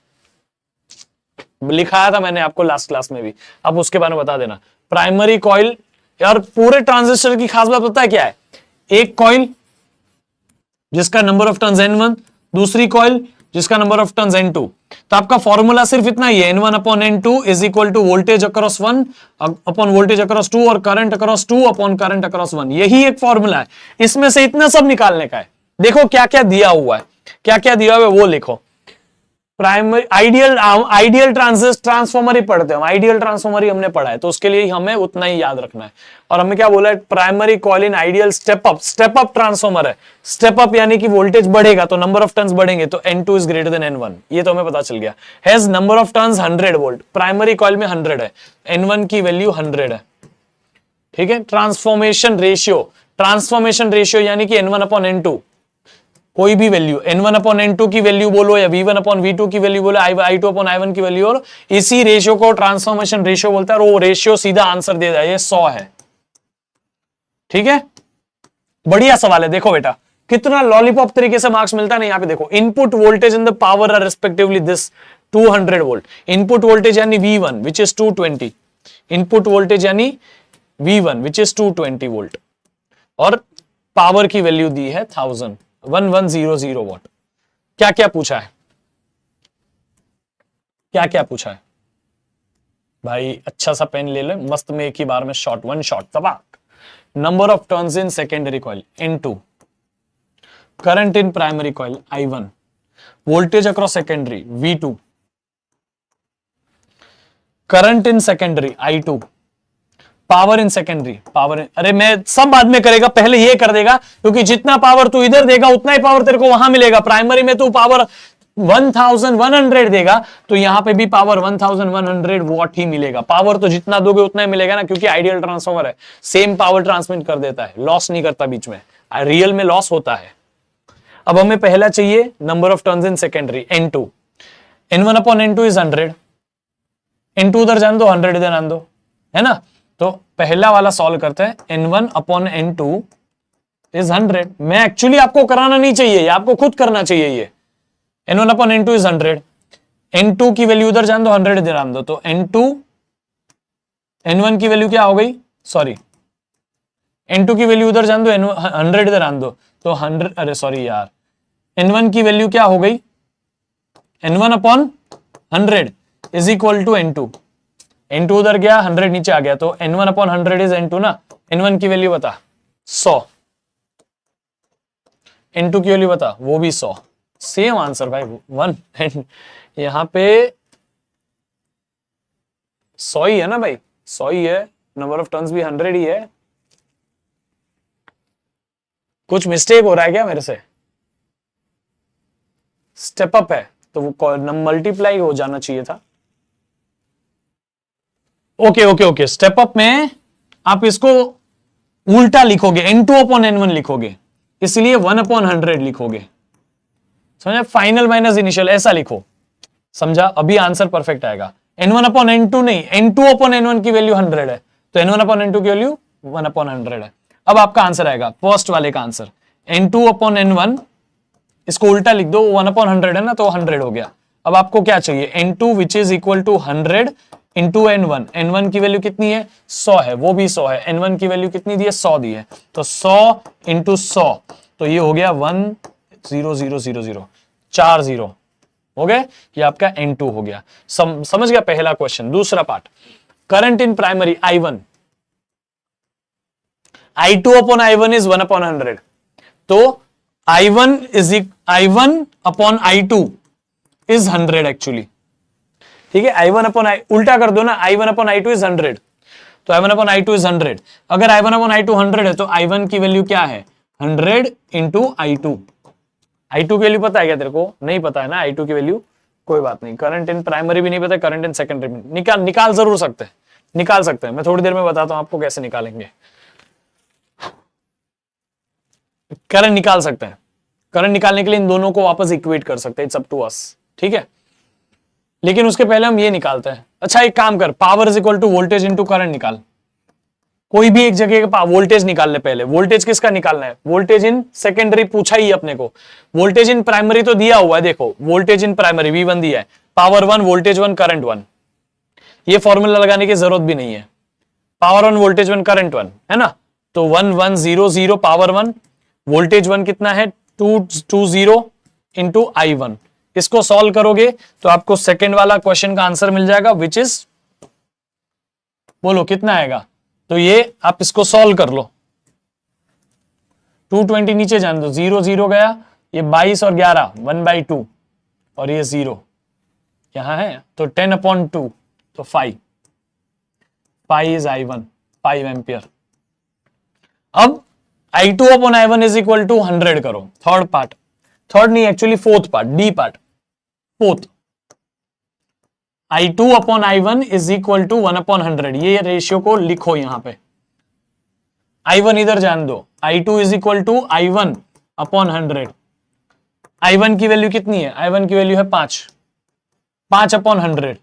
आपका जो भी आंसर आएगा वो एम्पियर में आपका फाइनल आंसर है, फोर्थ वाले का। सी वाले का, थर्ड वाला, थर्ड वाला क्या चाहिए, थर्ड में V2, V1 upon V2 is equal to 1/100, तो इसको उल्टा लिख, V2 upon V1 is equal to 100, तो V2 is equal to 100 into V1, और इससे आपको आंसर आएगा V2 is equal to 100 into 100। V1 की वैल्यू कितनी है, सॉरी V1 की वैल्यू है 220, 100 इंटू 220। इसका जो भी आंसर आएगा 220000, 2230, जो भी आंसर आ गया बेटा, 4 ही निकाल दिए। पावर 4 तो पावर 2 तो हमने पहले ही निकाल लिया था। थियोरी पहले लिखो, डायग्राम बनाओ, ये सब लॉसेस के बारे में लिखो, चारों लॉसेस ये रहे बेटा। इसके अलावा सारे कैलकुलेशंस भी आप, ये डेरिवेशन भी कर देनी है टर्न्स रेशियो की, उसका वर्किंग प्रिंसिपल पूछा है ना, तो सब बता के ये डेरिवेशन करनी है। आंसर्स देखो सारे मैच हो रहे हैं, एग्जैक्ट मैच हो रहे हैं। Come on, so this is how transformer के ऊपर सवाल आ सकते हैं। ये सवाल थोड़े साल पहले आया था, बट इसके ऊपर कोई सवाल मुझे मिला ही नहीं रिसेंट में, इसलिए मैंने कराया। चांसेस है कि इसके ऊपर पूछ सकते हैं इस बार, ठीक है, क्योंकि इजी भी है, एप्लीकेशन बेस्ड भी है, इसीलिए। सो आई होप कि आपको ये सेशन अच्छा लगा। सो इसी तरह से हम इस चैप्टर को भी कंप्लीट कर चुके हैं। Now we are moving for the next chapter which is electromagnetic induction. So I hope कि आपको ये पीवाईक्यूज पसंद आए, आपको मेरा करने का रॉ तरीका पसंद आया, मैं कितना नेचुरली उसको ट्राई करने की कोशिश करता हूं। मैं बिल्कुल भी आपको यहाँ पे जो क्वेश्चन कराता है ना, मैं जानबूझ के एज अ स्टूडेंट उसको अटेम्प्ट करने की कोशिश करता हूं, ताकि मैं अगर कहीं अटक रहा हूं तो आपको भी वो प्रॉब्लम दिखे कि हाँ यहाँ देखो मिस्टेक हो सकती है, आपको कॉमन मिस्टेक पॉइंट दिखे। इसीलिए मैं इसको एकदम naturally, just like you, I try to solve it, I do not come solving it beforehand. समझ में आ गया? बाकी डेरिवेशन करानी मैं पहले ही आपके लिए करके आता हूं कि भाई मैं लिख के आऊंगा, ताकि एग्जैक्टली सेम तरीके से आपको पढ़ाऊं। और सबसे 4-5 जगह से मैं डेरिवेशन देखता हूं, महाराष्ट्र बोर्ड की बुक में, सीबीएसई की बुक में, वेबसाइट पे कोई पे, और उसमें से बेस्ट वे क्या है जिससे वो एनसीईआरटी का तरीका ही हो लेकिन ईजी वे हो। समझ में आ गया? मैं बहुत मेहनत करता हूं बेटा आप सभी के इस बोर्ड बूस्टर 2.0 को एक वर्थ बनाने के लिए, क्योंकि मुझे पता है ये एक आखिरी बैच है आप सभी की बोर्ड एग्जाम के पहले जहां पे आप एनरोल किए हो। सो मैं इस बैच की पूरी वैल्यू आपको देना चाहता हूं। इस बैच को आपने बहुत सस्ते में खरीदा है, लेकिन मैं इसको पैसे के साथ नहीं तोलना चाहता। अगर आप इस बैच के सामने मेरी मेहनत देखोगे तो उसको हम तोल ही नहीं सकते। एक तरीके से मैं सिर्फ आपके लिए मेहनत कर रहा हूं ताकि आपका करियर बने, आप एक भारत के लिए, इस देश के लिए अमृत पीढ़ी है, इस देश को अमृत काल में डेवलप नेशन बना सके। सो बेटा एक रिस्पॉन्सिबिलिटी हम सभी पे, मेहनत हम सबको मिलकर करनी है। आपको क्लास कैसी लगी जरूर मुझे फीडबैक देके बताइए, ठीक है? इसी तरह पढ़ते रहिए, मचाते रहिए। Till then bye bye, see you and take care, love you all.